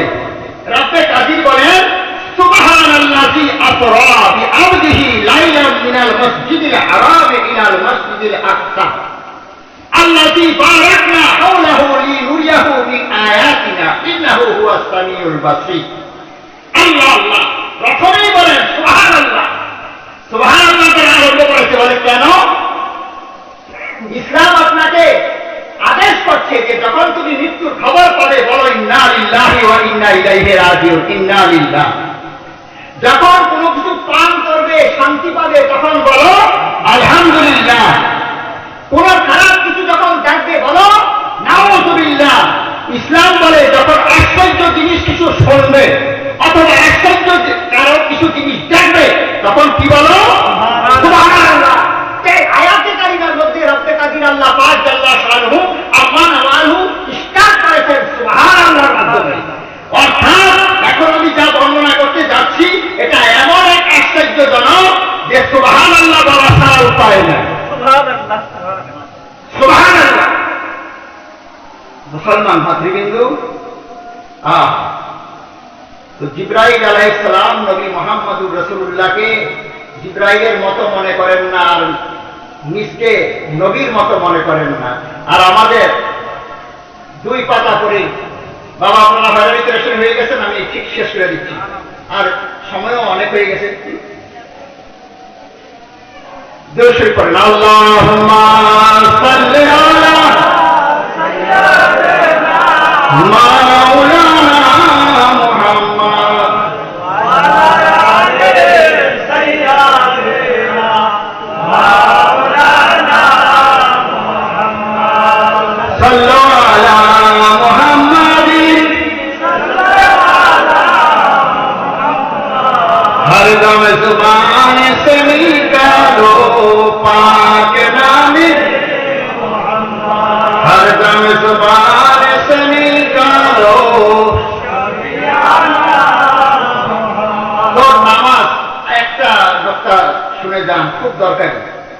নামাজ কার জন্য? ইমানদারের জন্য। ইমানদার কে হবে? গায়েবের উপরে যে বিশ্বাস রাখবে। গায়েব কি জিনিস? যা দেখা যায় না, ধরা যায় না, ছোঁয়া যায় না, সম্পূর্ণ একেবারে গায়েব ওই জিনিসের উপরে যে বিশ্বাস করবে সে হলো ইমানদার, আর তার জন্য হলো নামাজ। এই কথা মনে রাখেন। আচ্ছা বলেন তো, রাসূলের পাকের নিকটে গায়েব কিছু আছে? আল্লাহ রাসূলের নিকটে গায়েব কিছু আছে? আল্লাহ রাসূলের নিকটে গায়েব কিছুই নেই। বলে কেন? জান্নাত গায়েব, আল্লাহ গায়েব। কথাটা বোঝার চেষ্টা করেন। জান্নাত গায়েব, আল্লাহ গায়েব। জাহান্নাম গায়েব, আল্লাহ গায়েব। ফেরেশতা গায়েব, আল্লাহ গায়েব। আচ্ছা, আল্লাহ গায়েব আর জান্নাত গায়েব কি সমান সমান? আল্লাহ তো জান্নাতের সৃষ্টিকর্তা। তো আল্লাহ যেহেতু জান্নাতের সৃষ্টিকর্তা, তো জান্নাত গায়েব হলো, তো আল্লাহ কি হলো? গায়েবের গায়েব। শুধু গায়েব না, গায়েবেরও গায়েব, গোপনেরও গোপন আল্লাহ। যেহেতু আল্লাহ জান্নাতের সৃষ্টিকর্তা, বুঝার চেষ্টা করেন।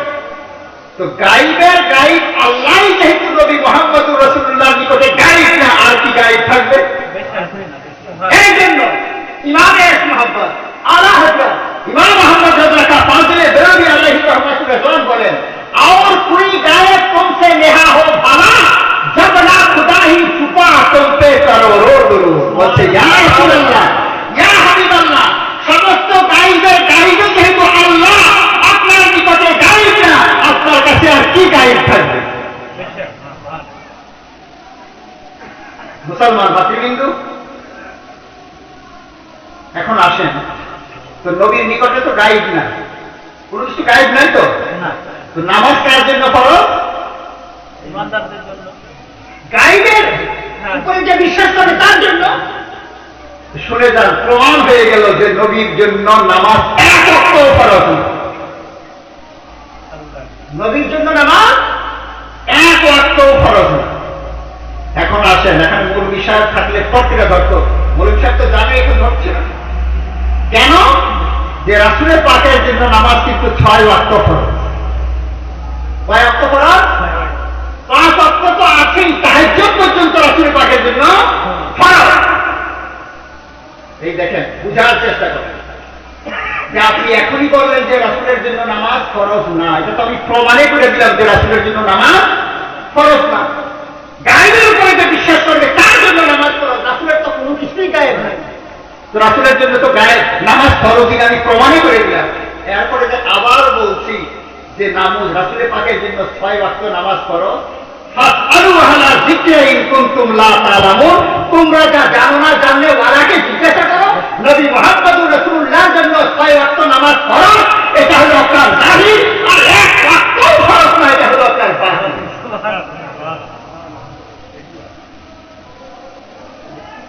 মুসলমান ভাবি,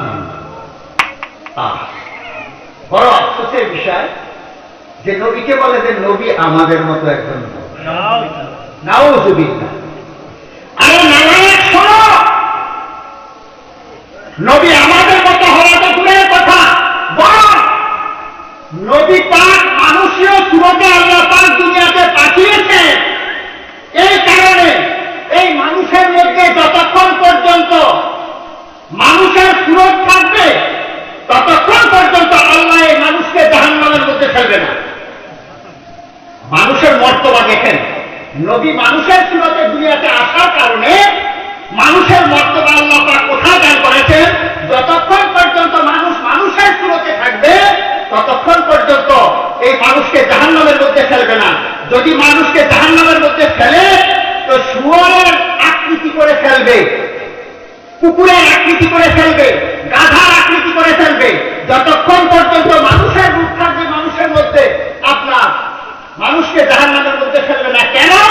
মানুষের মধ্যে নবী মুহাম্মদুর রাসূলুল্লাহ নামের আপনার তাসবিহ আছে। বলে কিভাবে? যারা আলিম তারা বুঝবে, মিম মিম মিম মাথার মতো, মিম আর পিঠ হলো হা, কোমর হলো মিম, মিম হা মিম, পা দুটা দাল, মিম হা মিম দাল, মুহাম্মদ। এই জন্য নামাজ, সুবহানাল্লাহ, নামাজ বড় নিয়ামত আল্লাহ, যে এক রাকাত নামাজ এক পাল্লার মধ্যে যদি তোলা হয় আর সারা দুনিয়ার ধন সম্পদ যদি এক পাল্লার মধ্যে তোলা হয় তো এক রাকাত নামাজের দাম অনেক অনেক বেশি হবে। কারণ আল্লাহকে যে সেজদা দিব এটা ফানা হবে না, এটা নূর হয়ে আপনি আমার সাথে সর্বদাই থাকবে। কিন্তু দুনিয়ার যত সম্পদ আছে একদিন সব ফানা হয়ে যাবে। মুসলমান ভাতৃবৃন্দ, এই জন্য কবি বলে আমাদের গায়ে খোদা আঁকিলেন যে নমুনা, সেই সূরত দেখিতে আমার প্রাণে আকুল ভাষণা। আমাদের গায়ে খোদা আঁকিলেন যে নমুনা, সেই সূরত দেখিতে আমার প্রাণে আকুল ভাষণা। ইসমে জাতি আল্লাহকে যার মুহাম্মাদি সূরত কেমন করে নিব আমি সেই সূরতের শানমান। থাকলে সাথে নামের নকশা, থাকলে সাথে নামের নকশা, জাহান্নামে জ্বলবে না সেই সূরত দেখিতে আমার প্রাণে আকুল ভাষণা।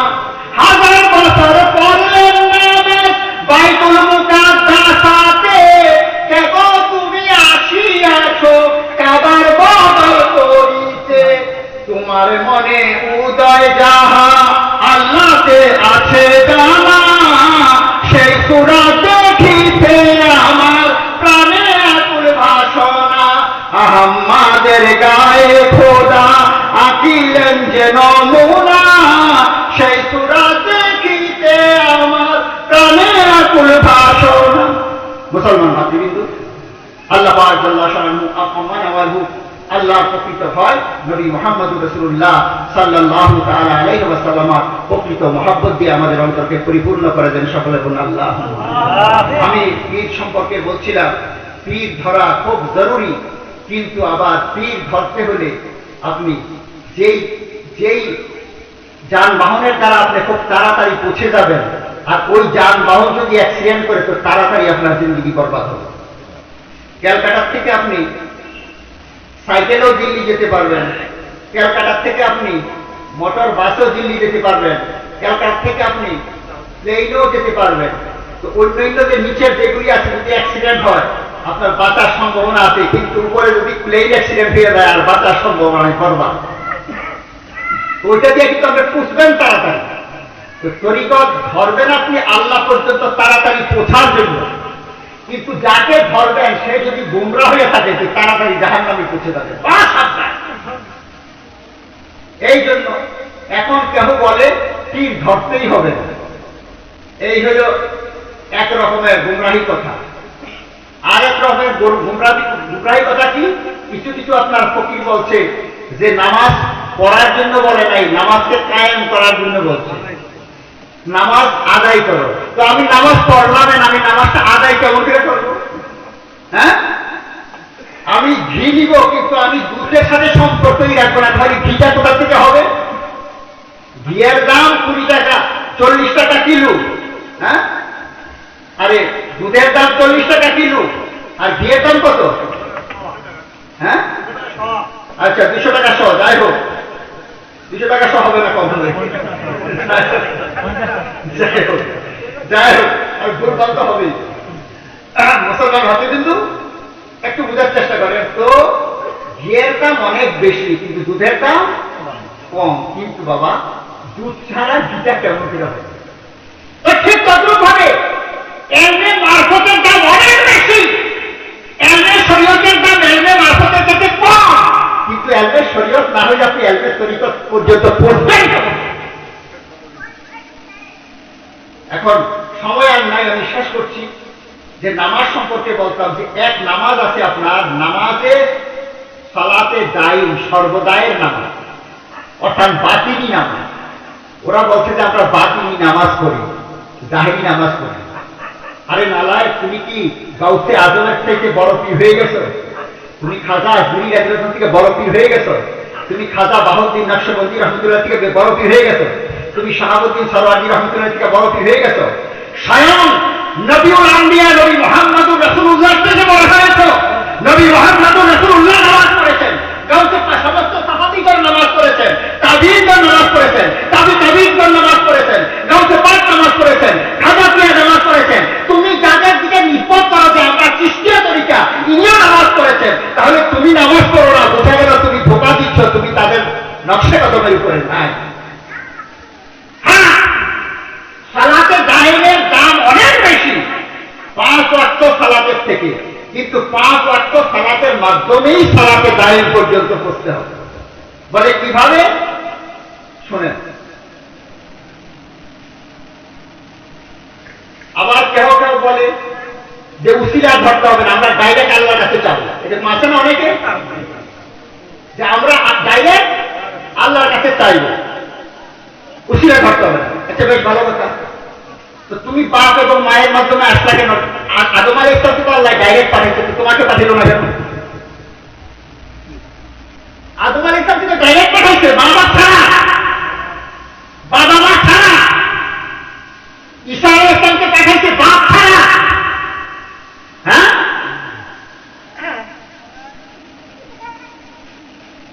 হাওয়া আলাইহিস সালামকে পাঠাইছে মা বাপ ছাড়া, আদম আলাইহিস সালামের পশ্চিম থেকে। তো আল্লাহ তো সবই পারেন, আল্লাহ আবার মা বাপের মাধ্যমে পাঠাইছেন কেন? এইটাই শিক্ষা দিয়েছেন যে আমি পর্যন্ত পৌঁছতে হলে তোমার উসিলা অন্বেষণ করতে হবে।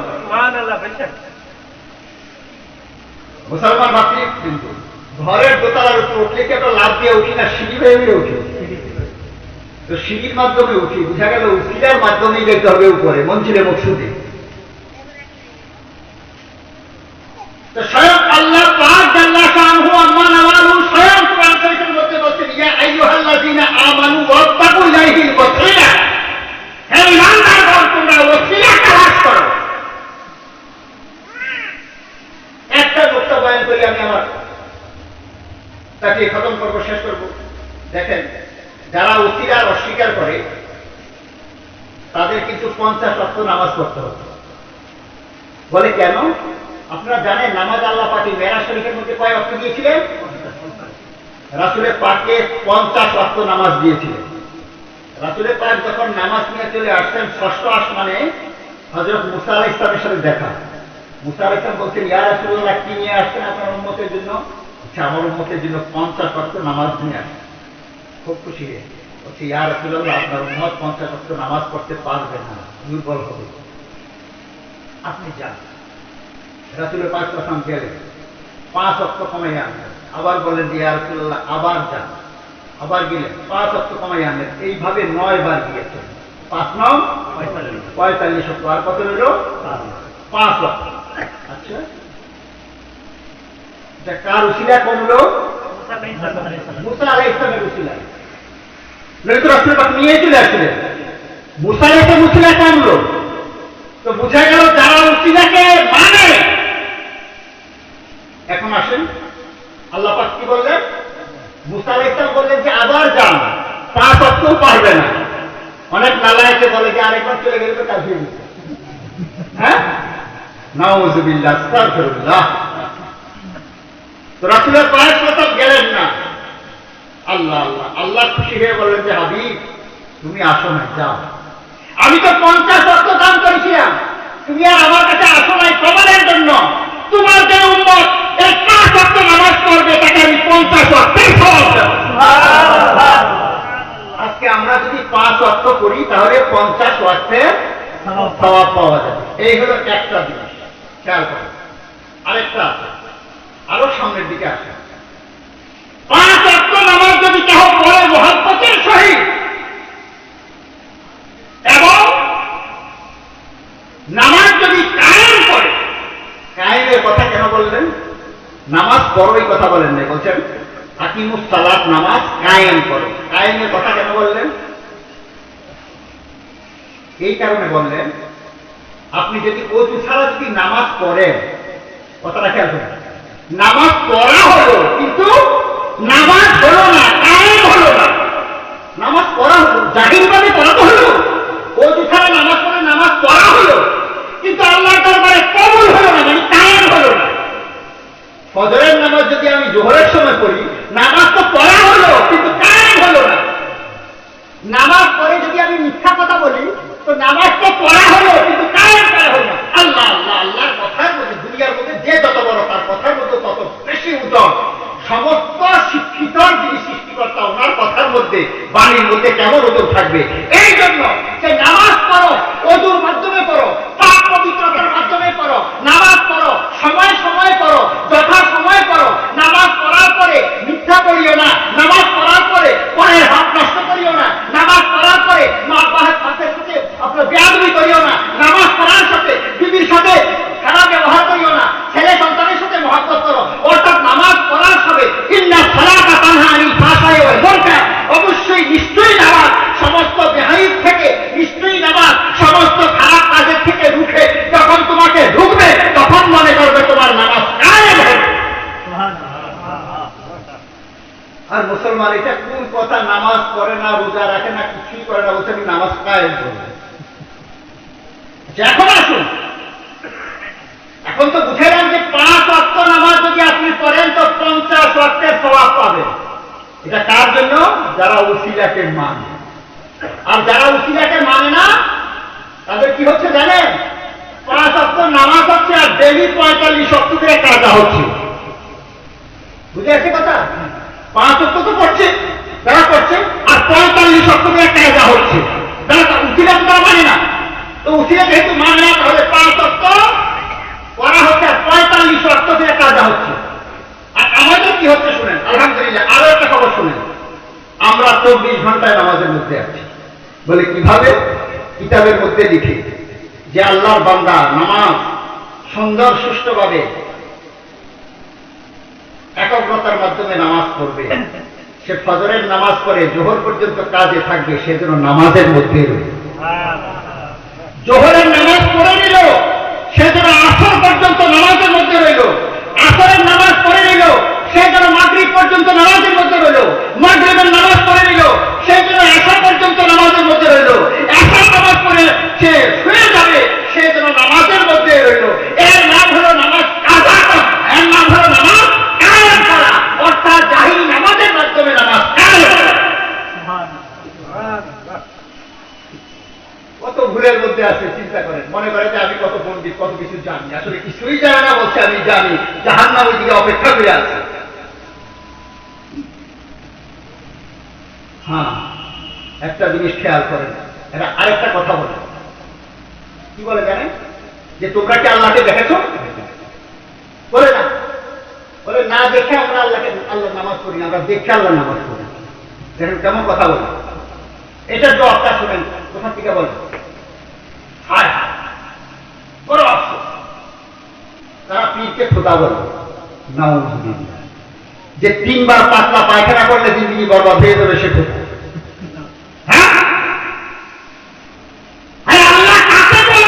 চিনই না আল্লাহকে, যদি আল্লাহকে চিনতে তাহলে বলতে হবে কি খোদা।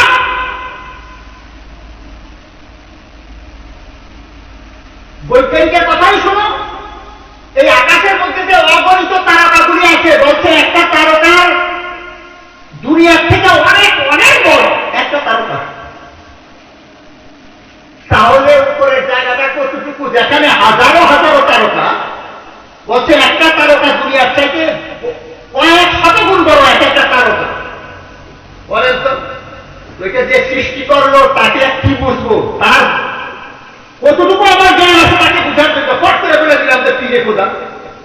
এদের ভক্তি কহিল আমরা পীরকে দেখছি তো খোদাকে দেখছি, নাউযুবিল্লাহ। আসলে ব্যাপার তা না, কিন্তু তাদের কথার মধ্যেও কিন্তু একটু দম আছে। কেমন দম বলে দিচ্ছি। হাদিস শরীফের মধ্যে আছে যে তোমরা এমনি ভাবে আল্লাহর নামাজ পড়ো যেন তোমরা আল্লাহকে দেখতেছো। আল্লাহকে কেমন করে দেখবো? আল্লাহ তুমি দেখা, দেখার জন্য তো আকারের দরকার হবে। আচ্ছা, ওই ওই হাদিস শরীফের মধ্যে আছে যে এটা যদি তোমার দ্বারা সম্ভব না হয় তাহলে তোমরা এটা মনে করো যে নিশ্চয়ই আল্লাহ আমাকে দেখছে। তো এটা তো কোনো ব্যাপার নাই, নিশ্চয়ই আল্লাহ আমাদেরকে দেখতেছে, এই এই নিয়তে তো আমরা নামাজ পড়তে পারি, কোনো ব্যাপার নাই, এতটুকু মতভেদ নাই। কিন্তু প্রথম যে কথাটা বললো যে তোমরা ওইভাবে নামাজ পড়ো যেন আল্লাহকে দেখছি, এটার অর্থ নাই, এটার অর্থটা শোনো। এটার অর্থটা হলো এই যে রাসূলের পাক সাল্লাল্লাহু তাআলা আলাইহি ওয়াসাল্লাম সূরা মরিয়ম কাফ হা ইয়া আইন সাদ, এই সূরার প্রথমে এই আয়াত, এই আয়াতের মর্মে আল্লামা ইসমাইল হাক্কি রাহমাতুল্লাহ আলাইহি লিখেছেন যে রাসূলের পাকের তিনটা সূরত। এক সূরত হলো সূরতে হাক্কি, আল্লাহর সূরত। এখন প্রশ্ন আবার হবে যে আল্লাহ তো সূরতে নাই, আপনি বলছেন যে আল্লাহর সূরত। তো কথাটা তো আমি বলি না, এটা ইসমাইল হাক্কি রাহমাতুল্লাহ আলাইহি তাফসীরে রুহুল বায়ান শরীফে লেখছে, আমি ওখান থেকে এটাকে কোট করে আপনাদেরকে বললাম। তো আমি যেহেতু বলছি তাহলে আমি তো আপনাকে বুঝাইতে হবে। তো আল্লাহর সূরত তো নাই, কেমন করে আল্লাহর সূরত হলো? আচ্ছা, আল্লাহর সূরত নাই ঠিক, কিন্তু আল্লাহ আছেন কিনা বুঝার চেষ্টা করেন। আল্লাহ আছেন কিনা? আল্লাহ যেই রকম ভাবে আছেন উনি দেখতে চাচ্ছেন যে আল্লাহ নবী মুহাম্মদুর রাসূলুল্লাহকে ওই রকম করে রেখেছেন, মানে এর অর্থ হলো আল্লাহর সূরতে রেখেছেন। বুঝে আসছে কথাটা? খুব ভালো। আল্লাহ তো আছেন, যেই রকম করে আছেন আল্লাহ নবী মুহাম্মদুর রাসূলুল্লাহকে ওই রকম করে রেখেছিলেন, এর নাম হলো সূরতে হাক্কি। এই সূরতে হাক্কির আলোচনায় রাসূলের পাক হাদিস শরীফের মধ্যে বলছেন মান রানি ফাকাত আল-হা, যে আমাকে দেখলো সে যেন আল্লাহকে দেখলো। স্বপ্নের মধ্যে যে আমাকে দেখলো সে যেন আল্লাহকে দেখলো। আচ্ছা, স্বপ্নের মধ্যে নবী মুহাম্মদুর রাসূলুল্লাহকে যে দেখলো সে যদি আল্লাহকে দেখে, আর জাগ্রত অবস্থায় নবী মুহাম্মদুর রাসূলুল্লাহকে যে দেখলো সে আল্লাহকে দেখলো কি দেখলো না? অবশ্যই দেখলো। আরে জাগ্রতের থেকে তো স্বপ্নটা দুর্বল, স্বপ্ন সত্য হতে পারে, মিথ্যা হতে পারে। আমি জাগ্রত থেকে দেখলাম এটা পুরা সত্য। তো স্বপ্নে দেখলে যদি নবী মুহাম্মদুর রাসূলুল্লাহকে আল্লাহকে দেখা হয়, তো নবী মুহাম্মদুর রাসূলুল্লাহকে জাগ্রত দেখলে তো আরো আল্লাহকে বেশি দেখা হবে। আচ্ছা, এখন হাদিস শরীফের মধ্যে আছে আল উলামা ওয়ারাসাতুল আম্বিয়া, আলেমগণ হলো আপনার আম্বিয়ার ওয়ারিস। মানে আলেমকে দেখা, রাসূলকে দেখা, আলেমকে সালাম দেওয়া, রাসূলকে সালাম দেওয়া, আলেমকে সম্মান করা, রাসূলকে সম্মান করা। এখন আলিমের মধ্যে আবার দুই প্রকারের আলিম। এক আলিম হলো আলিমে রাব্বানি, আল্লাহ ওয়ালা আলিম, আর এক আলিম হলো আলিমে সু, দুনিয়াদার আলিম, যে পয়সা 500 টাকার নোট দেখাইলে মাসলাই বিচ্ছিন্ন হয়ে যাবে। আর এখন তো লাল নোট 2000 টাকা দেখাইলে তো মাসটা কোথায় চলে যাবে কোনো ঠিক নাই। এক আলিম হলো ওই রকম আলিম, আলিমে সু। এই আলিমের কথা বলা হয় না, ওই আলিমের কথা বলা হয়েছে যে আলিমে রাব্বানি। আর যে আলিমে রাব্বানি সেই ব্যাপক আল্লাহর বলি। তো বুঝা গেল আল্লাহর বলিকে দেখা মানে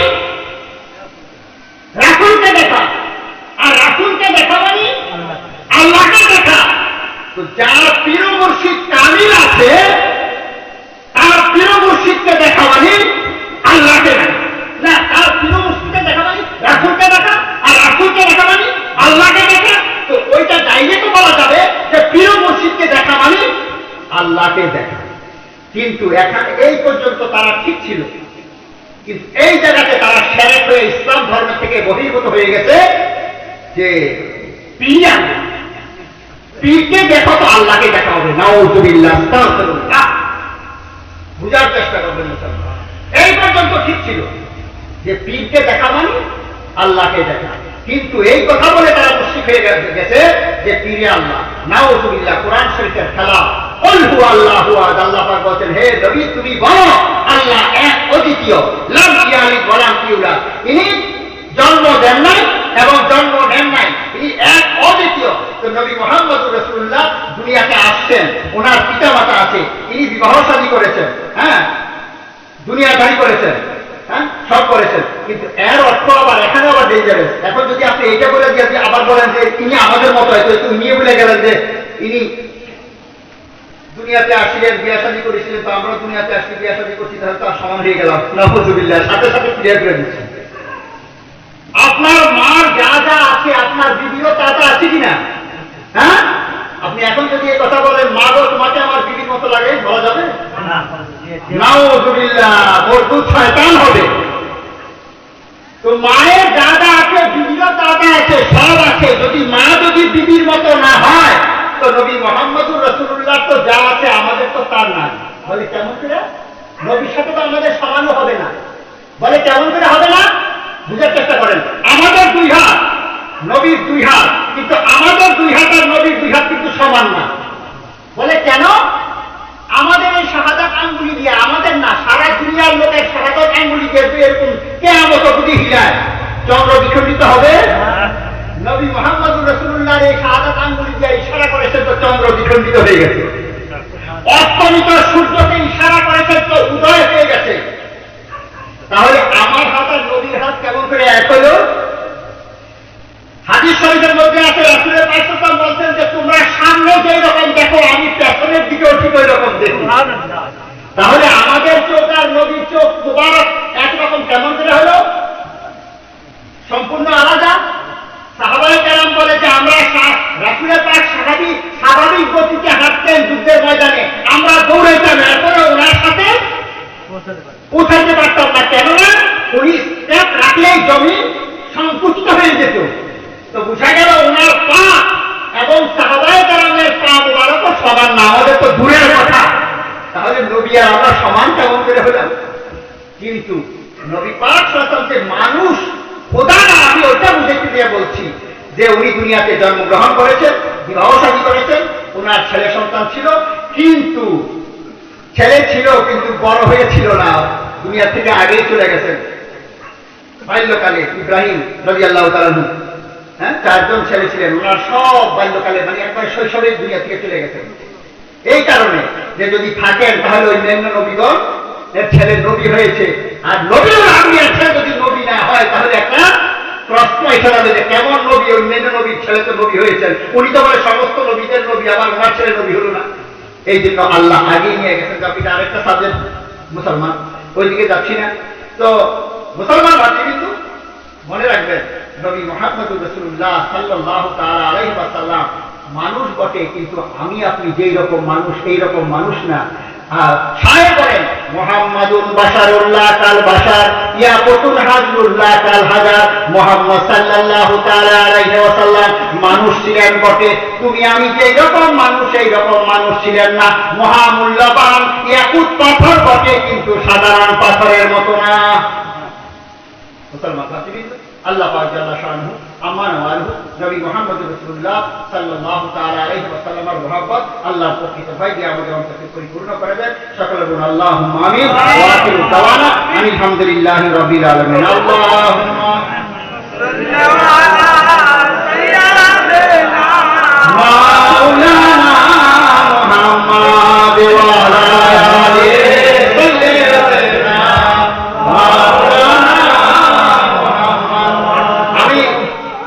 দিয়েছিলাম যে আপনারা বিরক্তি বোধ হন। একটা জিনিস যখন আপনি যতক্ষণ মজা লাগবে, বুঝতে পারছেন, ততক্ষণ খাইতে ভালো লাগবে। যখন আপনার মজা শেষ হয়ে যাবে তাহলে কিন্তু আর ভালো না, এই জিনিস না খাওয়াই ভালো। এই জন্য আমি খুব শর্টকাট করেছি। এর অর্থ এই যে আমার পুঁজি শেষ হয়ে গেছে আলহামদুলিল্লাহ, তা না কিন্তু। হ্যাঁ, আমি ওয়াজ করতে থাকবো, সূর্য উদয় হয়ে যাবে, ওই রকম আশেখ থাকলে আপনার 1 কোটি টাকাই থাকবেন, আপনার কোন রকমের অসুবিধা হবে না ইনশাল্লাহ। আজকে তো ধোকাবাজি হয়, বলে 7 দিন 8 দিন আপনার নবীর জীবনী, নবী পাক রসুলের জীবনী গাওয়া হয়, কিন্তু দেখা যায় যে ওই মৌলবী সাহেব যদি আপনার 4 ঘন্টা যদি একা থাকে নবী করিম সাল্লাল্লাহু আলাইহি ওয়াসাল্লামের জীবনী বলতে পারে, তো ওয়াজ নসিহত ছেড়ে দিবে। বলে কেন? আপনি দেখবেন যে একদিন যে ওয়াজ নসিহতটা করে তার 4 ভাগের 1 ভাগ নবীর জীবনী বলে, আর 4 ভাগ হলো আলতু ফালতু কথা আর গান গজল দিয়ে পার করে। এই জীবনী করে আপনার ধর্মকে বিশাল ক্ষতি করেছে। লাভটা তাদের হচ্ছে, নাইটে 3000 4000 5000 লেগে যাচ্ছে, তাদের হচ্ছে, কিন্তু আওয়ামের হচ্ছে না, আর আওয়ামও বুঝবে না। এখন কম্পিটিশনের জমানা, ও 50,000 খরচ করতে, আমি 1 লাখ খরচ করবো, না পেয়ে গেল। মুসলমান ভাবি এখন মৌলভী সাহেব বলছেন যে একটা জিনিস, যে হুজুর আপনি তো বলছিলেন কিন্তু এটা আপনি বলেন নাই, সেটা বলে দেন। সেটা কি? পীরের যে শর্ত, কি শর্ত দেখে আমরা পীর ধরবো, এটা কি বলবো? আপনারা শুনবেন? আর বিরক্তি হলে আমি তো শেষে করে দিয়েছিলাম। আচ্ছা, খুব সংক্ষেপ করে বলছি আমি। প্রথম শর্ত, পীরের 4টা শর্ত। প্রথম শর্তটা হলো পীর পাক্কা ইমানদার হতে হবে। এখন আবার প্রশ্ন আসবে যে পাক্কা ইমানদার না বেঈমান, আমি কেমন কেউ বুঝবো? সত্য কথা, আপনার কিছু বলতে হবে না, আলহামদুলিল্লাহ একটু শুনলেই দেখবেন যে সব সমস্যার সমাধান। বলে আপনি একটু আগেই তো বললেন যে ইমান হলো গাইব, অন্তরের মধ্যে আল্লাহ আল্লাহ রাসূলের বিশ্বাস আছে কি নাই কেমন করে আমরা বুঝবো? সত্যি কথা, ভালো কথা। জবাব শুনে, আমার পকেটের মধ্যে দেখেন কলম আছে, 1টা 2টা। এটার মধ্যে কোন কলমের মধ্যে কি রঙের কালি আছে আপনারা জানেন? হ্যাঁ, আপনারা জানবেন? জানবেন। একটু অপেক্ষা করতে হবে, আমি যে সময় লেখবো একটু খেয়াল করতে হবে যে যখন লিখবেন তখনই প্রমাণ হবে। বুঝে আসছে? তো পীর মুর্শিদকে ধরার আগে ওই মুর্শিদের দরবারে যান, যে উঠা বসা করে, তার ভিতরে যদি ইমান না থাকে ওই জিনিস বাহির হয়ে আসবে যে ইমান নাই। বলে কেমন করে? এও তো বুঝলাম না, কেমন করে ধরবো? আরো পরিষ্কার করে। একটা লোক নবী করিম সাল্লাল্লাহু আলাইহি ওয়াসাল্লামকে আমাদের মতো মনে করে, যে নবী করিম সাল্লাল্লাহু আলাইহি ওয়াসাল্লাম আমাদের মতো একজন মানুষ। পার্থক্য এতটুকু, এই নিকট উহি না হয়, আমাদের নিকটে উহি আসে না, এটুকু পার্থক্য। ওই লোক ওই পীরের দরবারে আসলো, আর পীর এই লোককে মুরিদ করে নিল, শিষ্য করে নিল, কিন্তু এটা পরিষ্কার করলো না যে বাবা তোমার যে এই আকীদা আছে এটা ভুল, তুমি শুদ্ধ হও। তখন বুঝা যাবে যে এই পীর বেঈমান আছে। বুঝে আসছে কথা? এখন বুঝে আসে নাই? অর্থাৎ একটা লোকের আকীদা খারাপ, একটা লোক মূর্তি পূজা করে, ওই পীরের দরবারে গেল, পীরে বলছে যে ঠিক আছে তোমাকে মুরিদ করে দিলাম, তোমার উচিত হইল রাম রাম হরে কৃষ্ণ হরি রাম, ওই সাজিয়ে দেবে। ঠিক আছে? হ্যাঁ, এই পাক্কা বেঈমান আছে। কারণ আল্লাহ যেহেতু সকলকে সৃষ্টি করেছে, আল্লাহ কেহকে ধ্বংস করেন নাই। এখন দুনিয়ার মধ্যে তুমি চলতে থাকো, তোমার বিচার তো আমি মরার পরেই করবো, এখন তুমি চলতে থাকো। কাফেরকেও সূর্য আলোর দান করছে ফ্রি, ইমানদারকেও ঋতু ফ্রি দান করেছে, বাতাস দান করেছে কাফেরকেও, ইমানদারকেও, আল্লাহর বন্ধুকেও দান করেছে, আল্লাহর শত্রুকেও দান করেছে ফ্রি। এই জন্য আল্লাহর এক নাম হলো রহমান, এক নাম হলো রহিম। রহমান মানে আমভাবে দয়ালু, দুনিয়াতেও দয়ালু, আখিরাতেও দয়ালু, দুনিয়াকে সকলের জন্য দয়ালু। ওই যে বাতাস সকলকে দিচ্ছেন, দুশ্মনকেও দিচ্ছেন, দোস্তকেও দিচ্ছেন, কিন্তু আখিরাতে আপনার দুশ্মনের আর কোন মেহরবানি নাই, শুধু তার আছে মুমিনের। আর এর নাম হলো রহিম। খাস করে কাল কিয়ামতের দিন দাতা হবেন, দয়ালু হবেন, এর নাম হলো রহিম, কিয়ামতের মাঠে। আর রহমান দুনিয়াতে সকলের জন্য দয়ালু। মুসলমান ভাতৃবৃন্দু, অন্তত পক্ষে কিছুটা বুঝতে পারলেন যে পীর ইমানদার না বেঈমান, ওই পীরের দরবারে যেতে হবে, উঠা বসা করতে হবে, তাহলেই বলছেন যে ভিতরে কি আছে বাইরে কি আছে। 1 নম্বর। 2 নম্বর আপনার পীর আলিম হতে হবে, জাহির পীর হইতে পারে। কারণ মুরিদ করবে তো, মুরিদ মানে কি ছাত্র? তো সেই উস্তাদ যদি নিজেই যদি মূর্খ হয় তো ছাত্রকে কি শিক্ষা দিবে? আর কোন শিক্ষা? বাতিল শিক্ষা।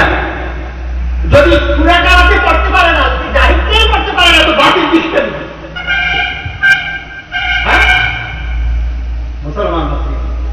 কিন্তু এর অর্থ কিন্তু এই না যে মাদ্রাসায় করা জরুরি, মাদ্রাসায় করেই আলেম হতে হবে, মাদ্রাসা করা জরুরি। একজন আলেমের কাছে গেল, মাদ্রাসা করেনি, একজন আলেমের কাছে গেল ভাইয়া শিক্ষা গ্রহণ করে, কোরআন শরীফ পড়তে পারে, হাদিস শরীফ পড়তে পারে, কোনো ব্যাপার নেই, মাদ্রাসা করে নাকি সেই যাবে। আবার মাদ্রাসাও করে নাই, কোনো আলেমের কাছেও যায় নাই, এক আল্লাহর ওলির সামনে বসে গেলেন, আল্লাহর ওলি আপনার তাই যদি আপনাকে আলিম বানিয়ে দিল, এটাকে এলমে লাজুমি বলে, সিনা বা সিনা এলেন, সেই লোক আবার কি হতে পারবে, কোনো অসুবিধা নেই। এলেম হলো জরুরি, এলেম জরুরি, মাদ্রাসা করা জরুরি না, বোঝার চেষ্টা করে, কিন্তু জাহিল কি হইতে পারবে। তো বুঝা গেল 1 নম্বর শর্ত। আমি সব দিকে ক্লিয়ার করে দিচ্ছি। 1 নম্বর শর্ত হলো আপনার ইমানদার হতে হবে, 2 নম্বর শর্ত হলো আলিম হতে হবে, 3 নম্বর শর্ত হলো বা আমল হতে হবে। শরীয়তের হুকুম আহকামের উপরে পুঙ্খানুপুঙ্খরূপে পালনকারী হতে হবে। সে পালন না করলে মুরিদকে তবে পালন করতে দিবে। এই 3 নম্বর। 4 নম্বর হলো সিলসিলাটা ঠিক থাকতে হবে। সিলসিলা কাকে বলে? সাজরা। আমি যে পীরের কাছে মুরিদ হলাম, ওনার যে পীর এটাকে বলে সাজরা, নবী মুহাম্মদুর রাসূলুল্লাহ পর্যন্ত পৌঁছে যাবে। এই সাজরাটা যেন আগের যে 3টা শর্ত বর্ণনা করেছি, এই 3টা শর্ত যেন এই সাজরার মধ্যে যত বুজুর্গ আছে সেই বুজুর্গদের মধ্যে যেন ঠিক থাকে, এটা একটু জটিল। এটা সাধারণ লোকের ব্যাপার না, এটা আলেমরা বুঝতে পারবে। এই জন্য আলেমের কাছে, যারা আলেমে রাব্বানী অথবা ভালো আলিম, তাদের শরণাপন্ন হইতে হবে, তারা আপনাকে সঠিক রাস্তার মধ্যে নিয়ে দিবে, যে সিলসিলাটা ঠিক আছে কিনা। এই 3টা তো আপনি ধরতে পারবেন, কিন্তু ওইটার জন্য আলেমের প্রয়োজন হবে, আলিমই আপনাকে নিয়ে দিবে। কিন্তু এখন আবার মুশকিল, সেখানেও আবার মুশকিল। আল্লাহ যাকে হেফাজত করবে সেই হবে। কারণ এক আলিম হয়তো এক গোমরা পীরের মাদ্রাসার মধ্যে পড়ে, উনি শুরু করবে যে এই পীর কামিল আছে, এখানে নিয়ে যাবে, বুঝতে পারছেন?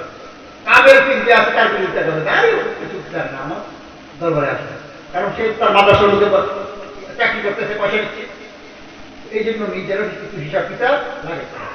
মুসলমান ভাবছে কিন্তু এই 4টা শর্ত সঠিক আছে, যদি আপনি ওই লোকের কাছে বায়াত হন, কোন কেরামতির আপনার দরকার নাই, আপনি আল্লাহ পর্যন্ত পৌঁছতে পারেন। আল্লাহ পাক জাল্লা শানুহু আম্মা নাওয়ালহু আমাদেরকে বুঝবার তৌফিক দান করুন। আল্লাহর প্রকৃত ভয় নবী মুহাম্মদুর রাসূলুল্লাহ সাল্লাল্লাহু তাআলা আলাইহি ওয়াসাল্লামের প্রকৃত মহব্বত দিয়ে আমাদের অন্তরকে পরিপূর্ণ করে দেন। সকলে বলুন আল্লাহুম্মা আমিন।